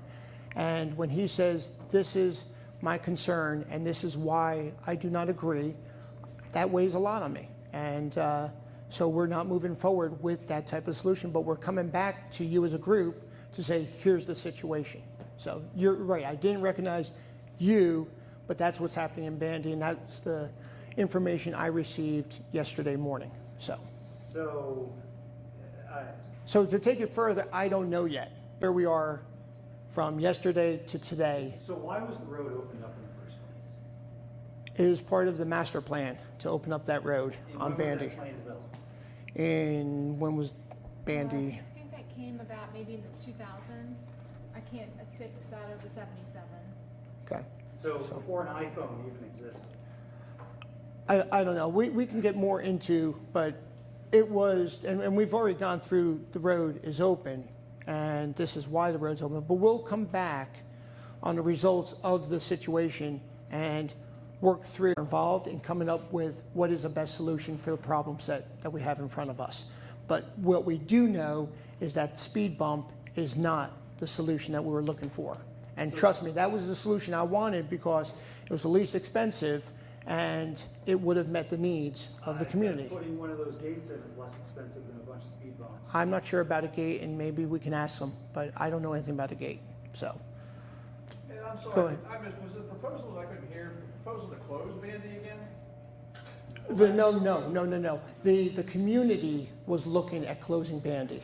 Okay. There was never a proposal from the It county was to close. closed for you, I mean, I've been in Sherlock Yeah. Grove since 2000. There was never a, It was never cut through until they built the neighborhood.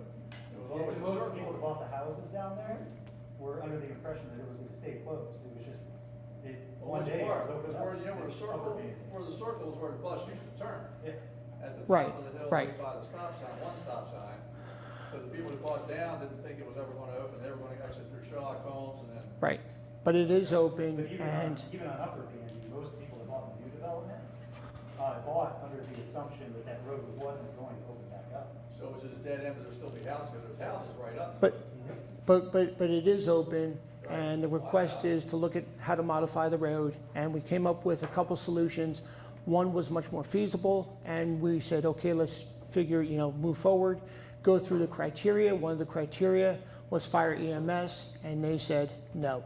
And Already there's 2 stop signs and 2 speed bumps within a I know, couple hundred yards. I know, and That's not sufficient. I mean, I know people can blow through speed bumps, or they can blow through. Well, stop signs, but- the community believes that that is not sufficient, and we want to respond to the community saying, if you say it's not sufficient, let's look at the problem, let's come up with a solution, and that's where we're at. But understood.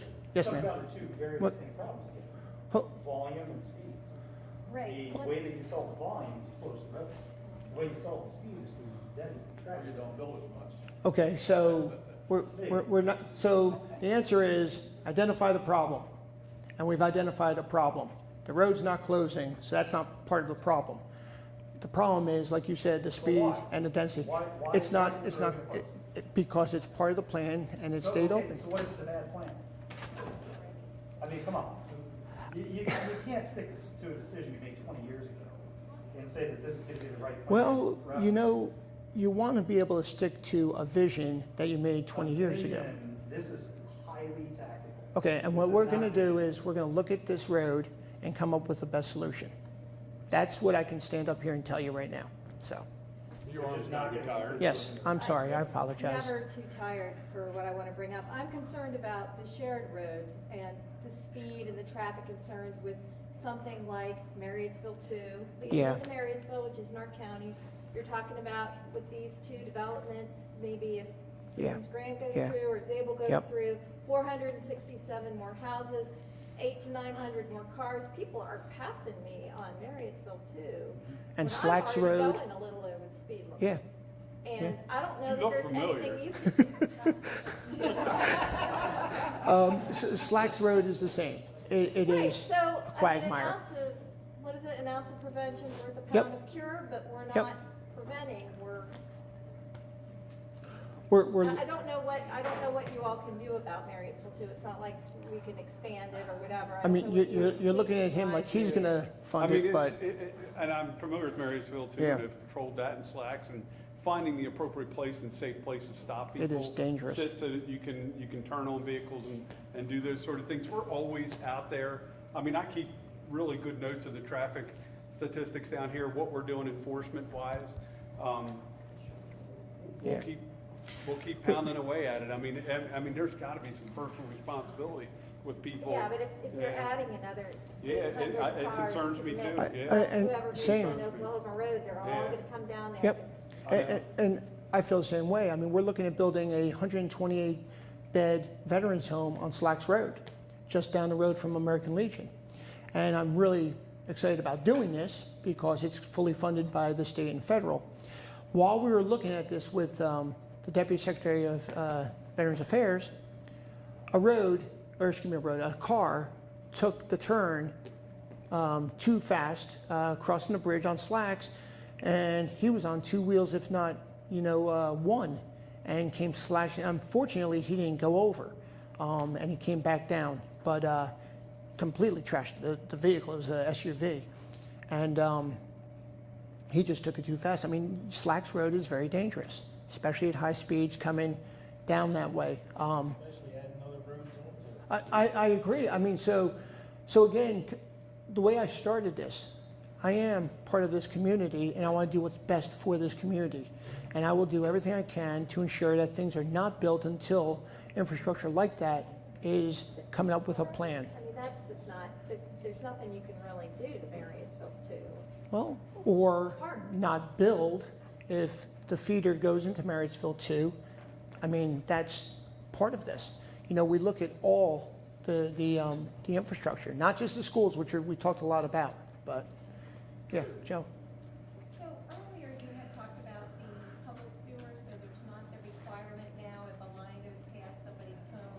Yeah. It won't be required to. Yep. I was just wondering, as some of us in the room know, public sewer is the reason why we're fighting a lot of this higher density, because we had reallocations, that mapping green is the sewer service area. Yep. They had several neighborhoods, over 1,000 homes removed from priority on older lots on septic.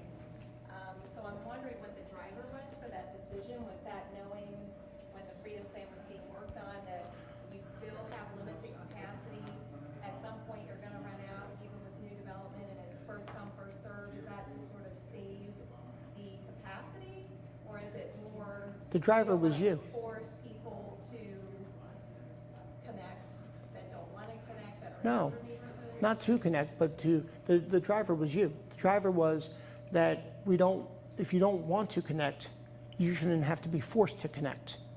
So does that mean you might revisit the sewer allocation for older communities so that people can decide if they want to connect when the infrastructure is put in?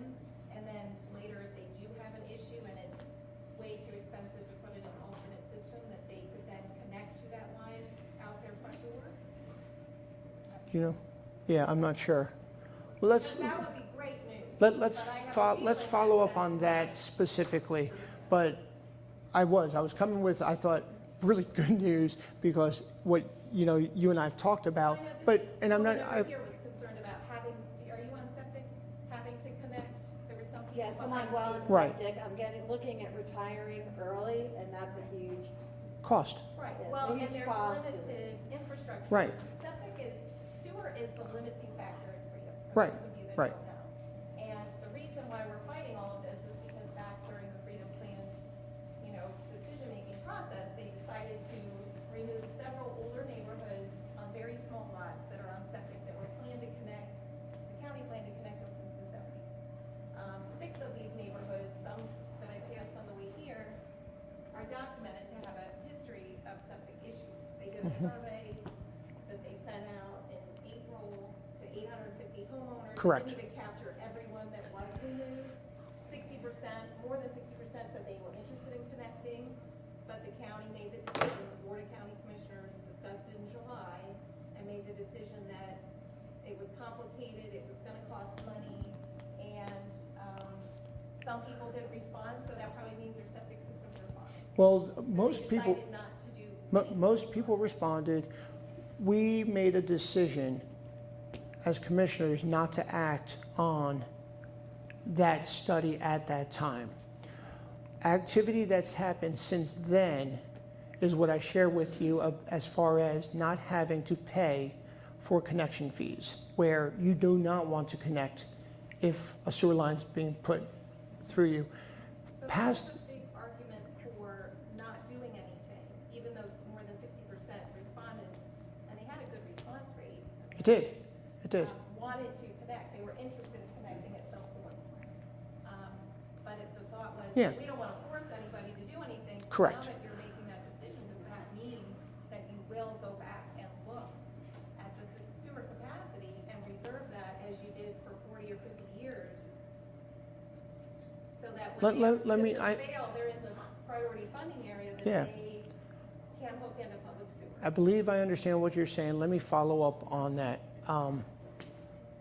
But, yeah, but I apologize real fast. Just reach out to me, make sure I'm catching it, because I want to, First I heard tonight that you're gonna. oh, I know. waive the- and I was pretty happy to share that with you. Yeah, we passed it into law 3 weeks ago, maybe.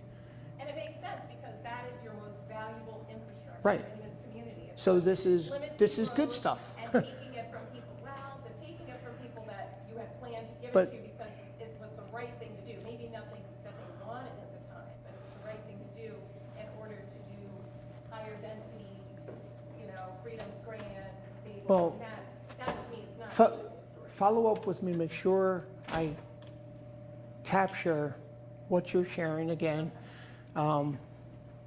But to me, the cup is half full by doing this action, right now, but I Yeah, will. because like for this woman here, Right. and if my old property had 3 acres and Right, I could right. replace my system, I probably Right. would say no, thank you.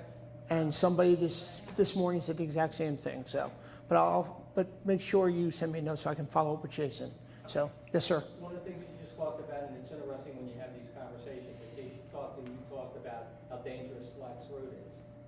Right, yeah, Okay? And okay, that's yeah. perfect. And I got here, mention divider lane markings on Slack Road from Macbeth to Freedom Park area and inside are not consistent. There is no double yellow. You go down the road, and right when you get past that Yeah, I bridge, know. okay, there's no yellow divider line. Do you ever take that road at nighttime? Like I come back from Freedom Park after being down there when the kids are out and, and then come down and you can't tell where the middle of the road is? I absolutely agree. Why don't we have So yellow we're, double lines? well, It's been like that forever. yeah. I'll follow with DPW about the yellow lines specifically. We are looking at different ways and what we need to do to Slacks Road, especially if we put that VA home up there, and it's going to be kind of where you're talking about. I'm saying, these are the kind of things that we see No, all I the time. gotcha. Okay, and Right. there's no easy way for us to, get a fix on some of this. Well, you can reach out and Well, you let already me, knew it was dangerous, so, I mean, and for Mm-hmm. me to reach out, I'll tell you, I don't know if you remember, okay, but I called you up probably about 2 months ago. right? Okay. And said to you, there's garbage bags out on Liberty Road, and they've been laying there for 6 to 8 weeks. Mm-hmm. Right. And I called up the highway department, I spoke to people at the sheriff's Yep. office, I called the state police, I couldn't get anybody to move those bags. And where are they? They were right across the street from the police station on Liberty Road. There were 40 bags out there. so when you called, I talked to my Doug Brown, DPW, was it Doug Brown? Doug Brown, and he Took care reached of out that to, by calling. State Highway because it's a state highway, and we were looking, that's what I do, is you reached out, I went right to my Public Works, and they went right to State Highway. I know you did, but I'm saying, I contacted, 5 or 6 different people, including the state highway, who said, Okay. we'll take care of it, and they never did. Yeah, I'm just saying, there are usually these problems, okay? I understand. Here in the county, as we have more and more people and everything else going on. I mean, 30, 40 years ago, if I called up, the county, they'd take care of a lot of issues right away. I'm gonna have Donald Dell come down to my house. Once again, you called me, I called Doug Brown, he called State Highway. That's exactly the way it happened. I know. So I can't say, More of that is what I'm well, saying. I can't say more than what I do. And I will be responsive to you every time you reach out to me. And that's what I did, specifically on that action. So, yes, sir. Who spent so a few minutes on the safety property? What's the latest? On the Zabel property? Yes, please. Me and my neighbors here all live on Shailen Drive. Right, Backs up right to the front. right. I'm just trying to get the latest of what's going on in the world. So, go ahead. Why don't you take this one first? So again, I think Commissioner Rothstein passed out a sheet of paper to you that Yeah. had the timeline of events moving forward. So on the front sheet of the paper is the residential text and maps. On the back side of the paper, we're dealing with the ag and conservation. So the Zabel property will be a part of the maps discussion when the commissioners go and get to that point on those future dates. And they'll talk about the Zabel property in terms of its rezoning, and that will go to public hearing on November 18th. So currently, the property's R40,000 in conservation. The request is R20,000 and conservation, and so that will be discussed throughout this process. The Planning Commission already went through their steps, and they forwarded a positive recommendation for the rezoning request to the Board of County Commissioners. Again, we'll discuss it probably toward the latter date, before the 18th, but I'm not sure, just give me some. I don't know the dates off the top of my head. I would say most likely on the November 9th date will probably be the one where they actually talk about the Zabel property in their work session. And again, then on the 18th is the public hearing to get additional public comments from the community. And then at some point, we have a tentative date in December for the decision for those properties and the text. But that's just a placeholder. I mean, if they want to come back and have additional discussion based on what they heard from the public hearing, that would happen for both the text and the maps at that point in What time. kind of studies are prerequisites to have that approved? I mean, is there a checklist you guys go through, talk about traffic, talk about rules? So we've done that, so Yeah. again, in the Freedom Master Plan process in 2018, that was looked at. And again, this Sure. is in 2018, and we only have the best crystal ball we have. You know, we don't have, eyes on the future, so to speak, but we make the best, we use that information to make the best plans that we can based on the information at that time. And so the Zabel property, when that plan was done, concurrency management, everything checked off. So I think even Sheriff DeWeese had mentioned, we look at roads, we look at adequacy for fire, for EMS, for schools at the time of the plan, because the plan is, a wide view. Then now the zoning is a little more fixed in. So the recommendation in the 2018 plan was for the Zabel to go from R40,000 to R20. What was the motivation for that? I was trying to understand. Motivation for making that change. was a review of the plan. We're supposed to do it every 10 years by state law, and through our discussions and looking at the housing needs for Carroll County, the thought was for that plan to make it R20,000, to increase the density so we can get some additional housing, because that is a need for Carroll County, having a wide variety of housing choices and opportunities. We are a very homogeneous county with a large lot subdivision. We have to have a variety of housing types to make room for all people who want all different types of housing and land choices. So that was one of the premises of the plan, was that there are demographic shifts where we do need more housing. We're trying to serve young and old families, families that have children, families that will have children one day, aging in place. And in order to do that, we need to have a variety of zoning and a variety of housing types that are allowed for in that zoning. You're doing that at the cost of the roads and the schools, which is unacceptable. No, we're, Plain and simple.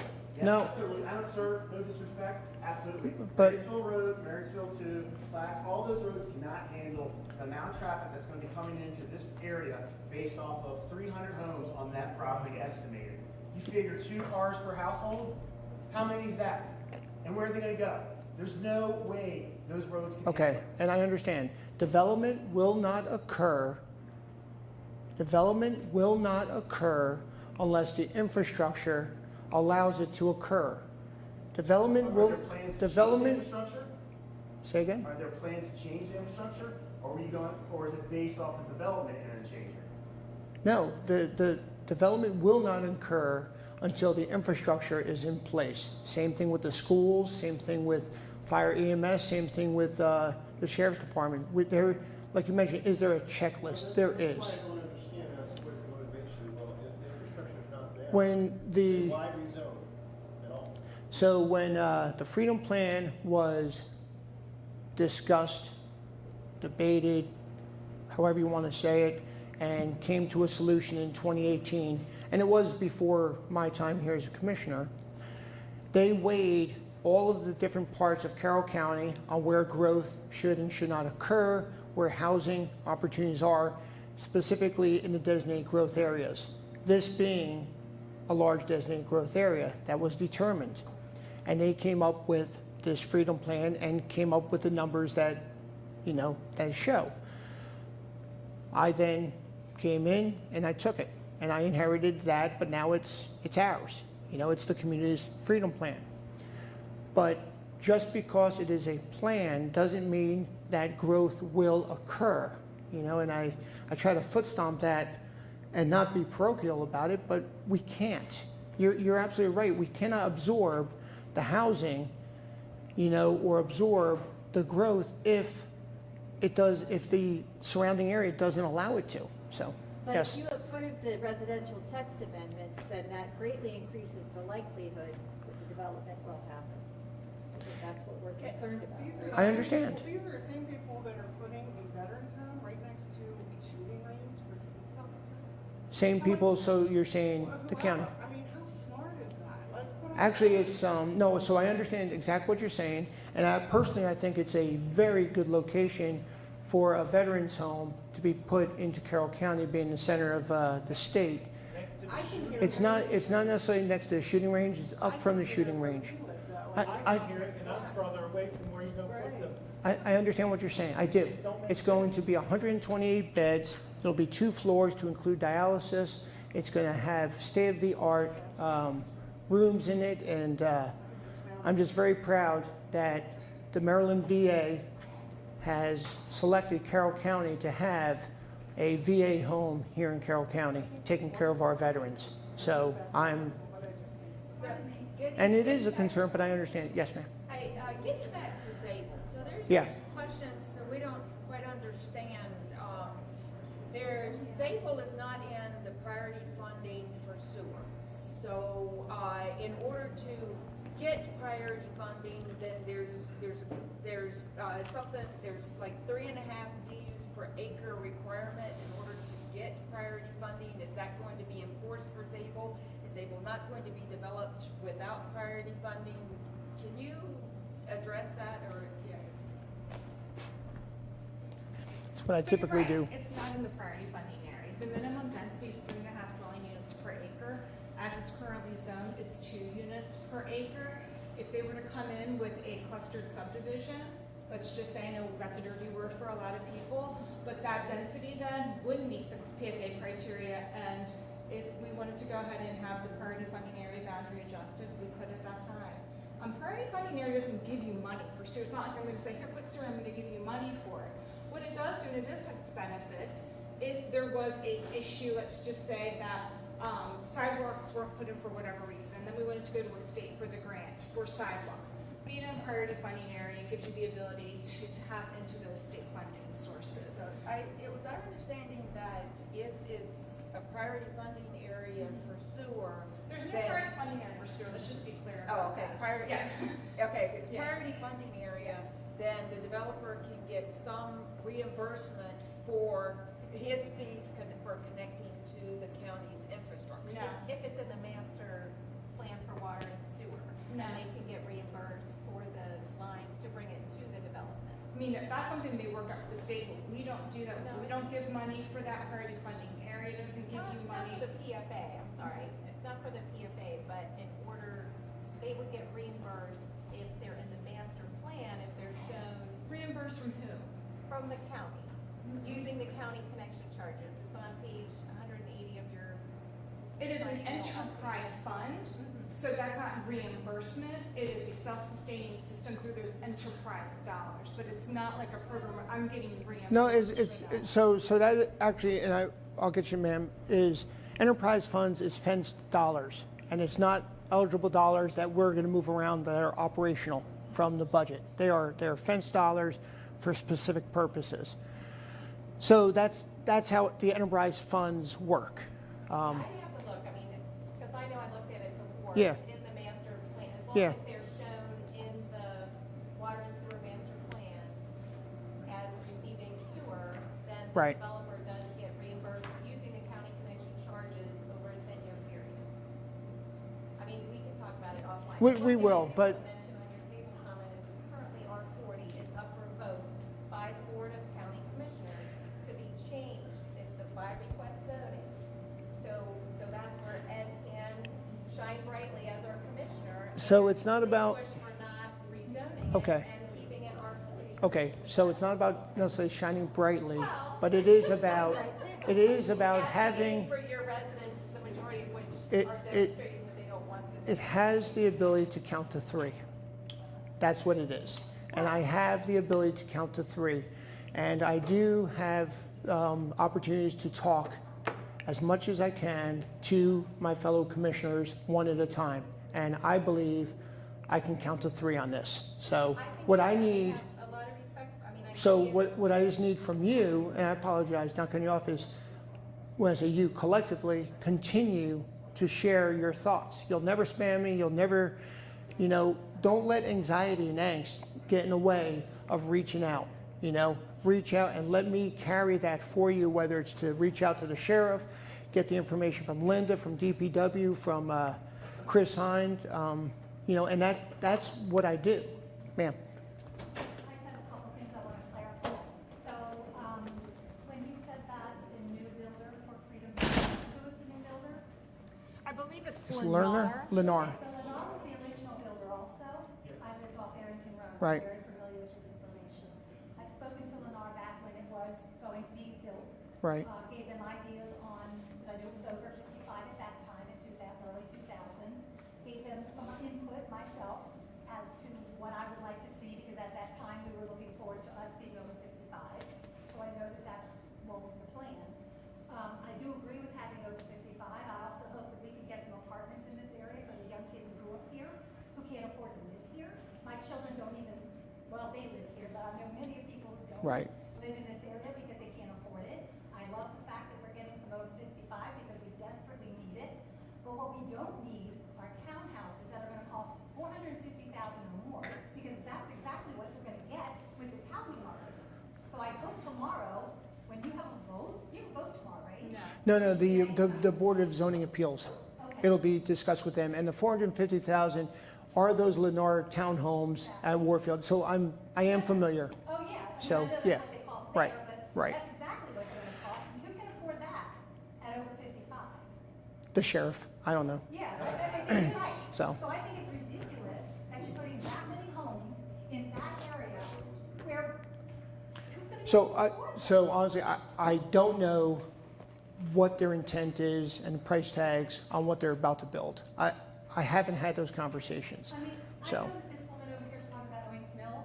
Right. They wanna live in Owings Mills when you're over 55.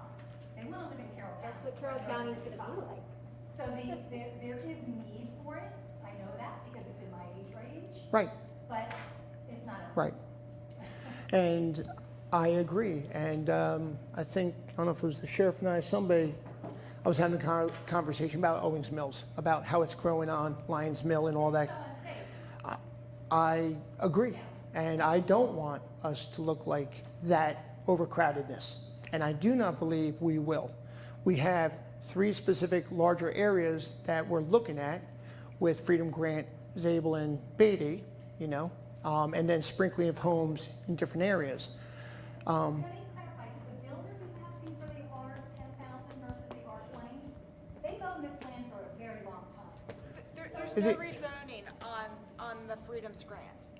Well then, I thought they were asking to put more homes in this They're area. asking for permission for age restricted. So it goes back to what Tim was saying is, if it quacks like a duck, call it a duck type thing. So if you allow for R20,000, but then you say, I want a variance to build this, and it actually is only built, well, eligible to be built in R10,000 and call it what it is, and it's R10,000 even though you're calling it this. I understand that, and I definitely understand what you're coming from. That's why they're going to the Board of Zoning Appeals to say, we want this variance because we're authorized R20,000, but we want to build these townhomes. And although townhomes like this in this nature are in an R10,000, community, this is what we want. Board of Zoning Appeals, do you agree or not agree? And it is their responsibility to make that decision. And that's where it is right now. And you wanted us from the Facebook Citizens Association group, when they mentioned to send messages to you, and you said you didn't get any? I got zero. Is that what you were talking about? Yeah. But you heard us through Facebook. And you hear Oh, us I know. tonight. Oh, I do. So did you bring this to them? No, not to the Board of Zoning Appeals. But I do read Facebook, and don't get me, I'm not going to respond, but I do talk to folks once I see things, and I try to get as much information as I can. Typically, again, doing that due diligence, reaching out. But when it's asked, reach out to me, and people don't, that's where my comment was. There's absolutely nothing we can do about the vote for tomorrow. Is that what you're saying? Well, no, the Board of Zoning Appeals, you can. They- Tomorrow Go ahead. is almost like it's a quasi-judicial hearing, so it's like a hearing process. So you have an applicant and you have defendants who can come in, which would be like if a citizen wanted to maybe protest what's happening, you can write comments to the Board of Zoning Appeals. There's 3 independent bodies. You have the Planning Commission that makes decisions on certain things. They're independent from the Board of County Commissioners, which can make decisions on certain things, and the Board of Zoning Appeals, which is independent. So this is an independent body. So if you're interested in commenting on Freedom's Grant specifically, which is a case being heard tomorrow, you can watch, you can write in, and you can come into the building. They are doing in-person meetings in room 003. What time is that? I believe that starts at 9 a.m. And is it in person or is it? No, they're doing It's in-person. it's in person. It's in person only? No, I think they're still doing hybrid, but I'm not No. positive. Are they doing, no, they do not do hybrid. Oh, okay, then it's Okay, in so it person. isn't in- So you Yep. have to go at 9 o'clock if you Correct, want or to you talk can at the email comments to the Right. museum. Well, I apologize. What's, Why wouldn't we want it to be hybrid? No, the Board of Zoning Appeals does not work in a hybrid environment, given the, like, as I just said, the big word quasi-judicial nature, because they have to hear testimony and you have to be sworn in. So that's why they don't do it that way. So if you are coming in and if you are giving testimony, you have to be sworn in, and then that is your segue into that. But that's how they run it. They run it like it's a court, let's just say, but it's not. and it is the responsibility of that panel to listen to everybody that's coming in front of them. So, and I've seen, and it's not a rubber stamp. I know what the sheriff shared earlier, saying that he gets everything he wants. He gets everything he wants, not through a rubber stamp. It is absolutely through the conversations and discussions and him making the appropriate arguments on why things should go in a certain way. But you understand that we feel like we're very minimalistic on that. I do, absolutely. I do understand.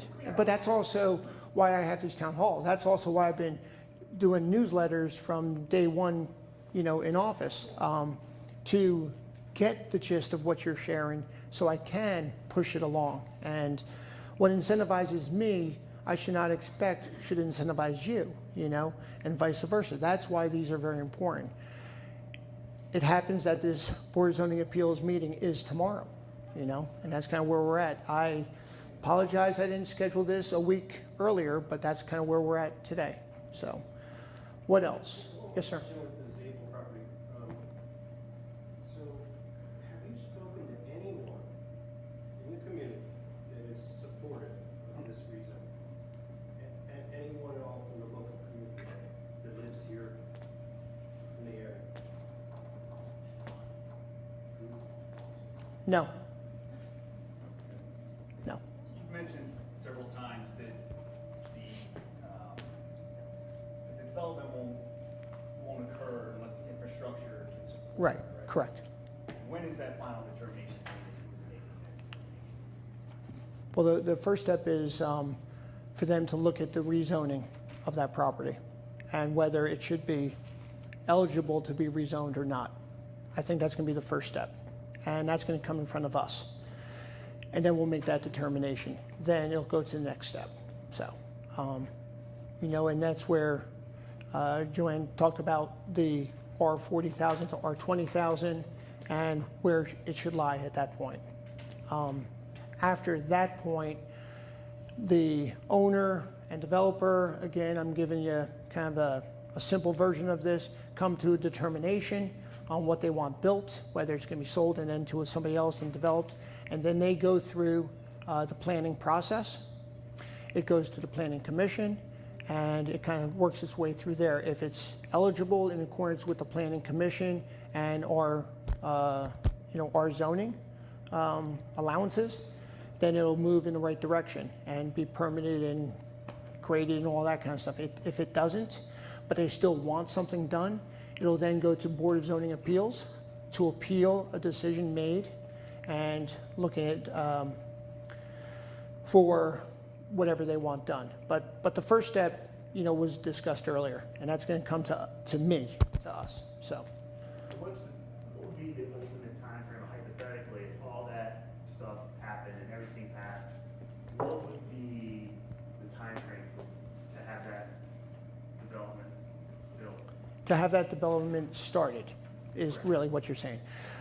It's really difficult to say, and I threw a swag out there this morning, so I'm going to say the same swag out this evening, 3 years, is what I'd be throwing out there. By the time it got to all the processes, that's what we'd be looking at. So, and I think that's fair to say. But you can't really hold me to that because that's really just one of those, looking backwards planning, what it would take. Yes, sir. Yeah. What this gentleman said before is sort of a response in accord with me, the fact that you said nobody that you've spoken with so far has supported this project. What good are these meetings if we express our discontent? And in an earlier meeting, you said that you believe that a buyer of property should be able to do what he chooses. And I know that soybeans are not going to continue to be grown in Zabel's fields over there. Something will be built there. But my concern is the way it spills over into the Forest Hill Road community, this plan to bring this road through and everything. There are times in the morning when it's difficult to get out of Forest Hill Road on the Marysville too, and in the afternoon. That's what If Profro this- is for. Pardon? That's what Profro is for. Yes, but, you derailed my train of thought. Traffic. But I got you. my house is back from the road, and if this goes through like that, there Right. will be times when I won't even be able to Right. see the traffic light in front of my driveway. Right. To get out onto Forest Hill, so I can get to Marysville too. So what recourse do we have? Is there any event, any chance that this part of the thing, I can understand them developing, putting something Right. over there on Zabel's property. Right. But the problem is there any way that this can be circumvented, connecting that road into, what is it, early, lazy morning way or something like that, and then bringing it down through. Right. Forest Hill? You're talking about that dashed road that goes through the property. That's Prothero Extension. That is a dashed line, that is a dashed road that would be modified appropriately to the way the development would lie before they make a road. You're not going to make the road, then, figure out the development. It's all going to kind of work together now. I believe at a meeting we had at the library Right. a couple of months back, this Uh-huh. lady said, when I asked about that road, she Yeah. said, no, it'll come out onto Marysville too from that development. But now I'm hearing that there's about 40 houses that might be routed through Forest Hill Road.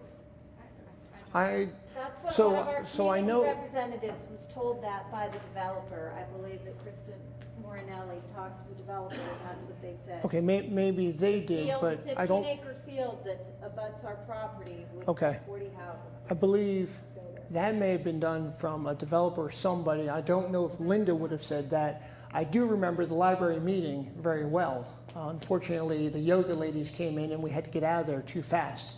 But Well, that was, now I lost my train of thought. that was before she got. So, and Kristen was here this morning as well.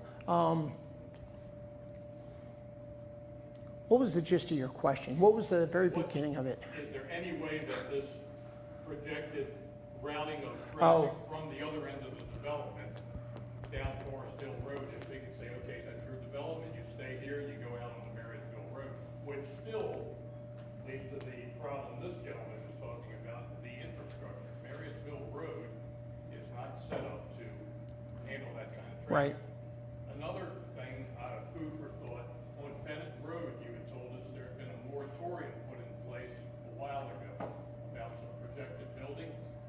Was that still in place?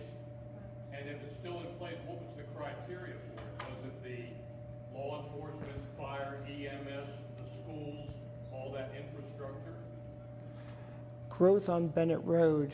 I think you're referring to Oklahoma Road? Oklahoma No, Road? I don't think they're talking about, I don't think he's talking about Beatty. I think, that's what I think he's talking about, and that had to do with school. Yeah, so, yeah, so that has to do with the school. And that had to do with the school because I was on the board during that, and we brought that up. Basically, we have about 4 elementary schools in this area. We have Piney Run, Right. here where you live, I think, Yep. Freedom, Yep, Carrolltown, and Eldersburg. yep, And I've lived here for 3 decades, and that's been it. There haven't been any more schools that have come up Right. that I know of. right. Of course, I don't have school-age kids in.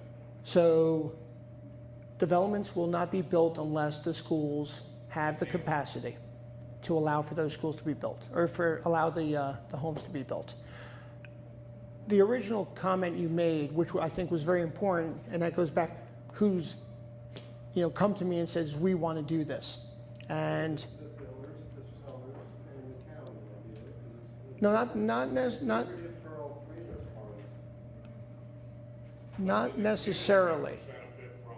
So, But just no one in the community. well, okay, it's easy to say things like that, but it's not necessarily just as quick as that. The county is making a determination on where the best growth is within the county. And they came up with a determination of these properties and how they should be planned out. It came from the master plan and then kind of in a funnel went into the Freedom Plan, along with the municipalities, along with the vision of ag and everything else. So that's all part of the county planning. The community, it could be building the appropriate homes for a larger workforce, an innovative workforce, a community that's going to bring more into Carroll County. There could be lots of reasons why homes like this could be the right things to do. Now, should they be done here or not? Like I said, the community, anybody on the outside, no, nobody said, we want to build this right now. Does the property owner want this done? I believe they do, but I haven't talked to the property owner, and I haven't talked to any developer. So I've heard, we're in developers' pockets and all that. That makes absolutely 0 sense to me. 0.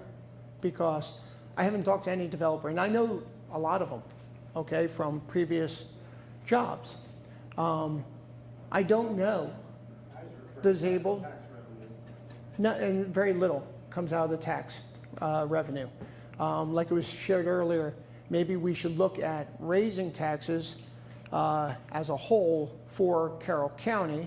And I'm not saying that we should do that, and especially I'm not saying that while I'm on camera saying that we should be doing that, because I don't believe that's the right answer right now. I do not believe that's the right answer right now. The tax base does not increase from 200 homes that dramatically when we have a 500 million, give or take, budget. But yeah, developers, I don't know. I haven't met with property owners regarding this. I haven't met with the Beatty property owners. I know the women we talked to, and I think they were participants on the FDCA meetings. I know that was a while ago. And I think I talked to them early, before that FDCA meeting. And yeah, the other property, Freedom's Grant, I don't know. I don't know the property owner. I don't know I know who the developer is, as far as a company, but that's as far as I know. So what I do know is you, and that's where I'm getting all this information from. Go ahead, Joanne. I'm just gonna say, one thing that you guys may or may not know is prior to it being put into sewer service areas, 7 homes total. And now that it's been the sewer's been reallocated now, it's up for rezoning for higher densities.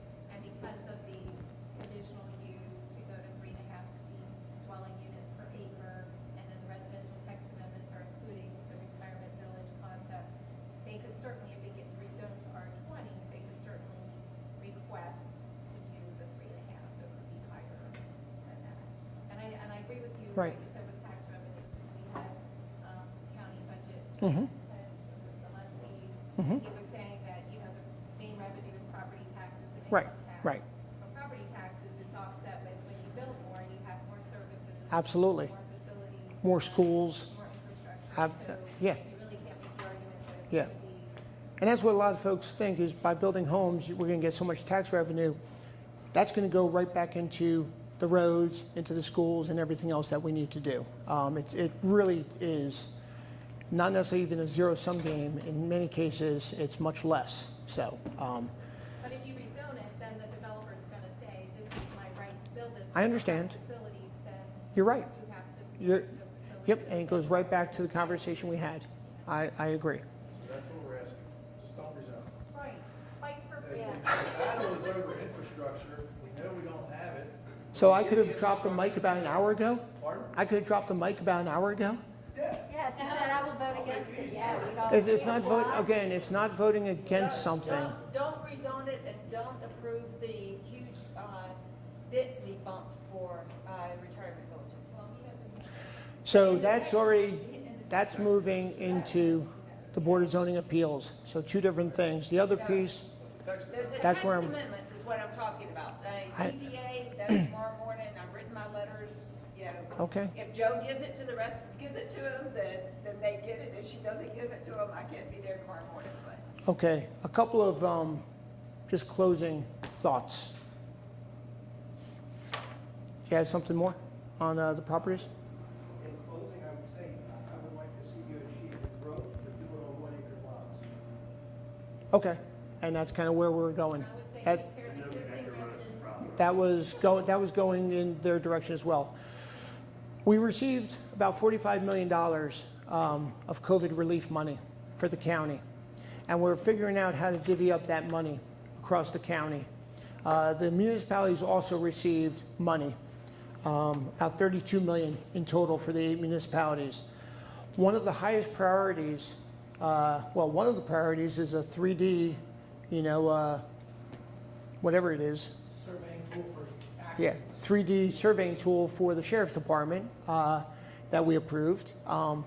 But a large priority is broadband and is, again, infrastructure.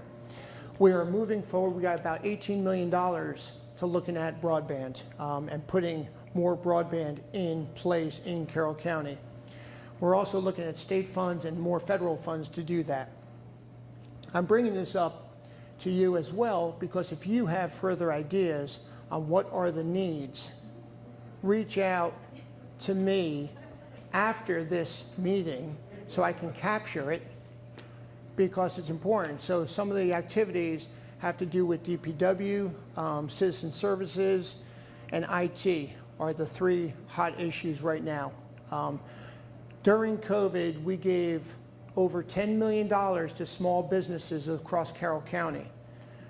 As COVID first hit, $800,000 from Carroll County coffers went right to small business, and we were able to get it out within 2 weeks. Down in Sykesville, one business shut down during COVID-19 and had nothing. Maybe it's time for me to go. And had nothing to do with COVID-19, with that one business shutting down. I know, it must be time to go. But the important part is, you know, if you have ideas, share them with me directly and let me carry that to where they need to go. That's okay. I'm good. It's all good. You got it on this, don't you? Okay. So, okay. I think I covered a lot, and more importantly, you covered a lot as well. In the military, we say, you don't train to time, you train to standards, and I think we covered the standards because this was supposed to be an hour and a half town hall that lasted a little bit more than an hour and a half. So I appreciate your patience at doing this, and I'm going to continue to do this. I do provide a newsletter, and I try to post it the best I can. If you get it, great. If you don't, please sign up for it. It's relatively easy to get to, and try to get as much information out there as possible. Does anybody have anything for the good of the group?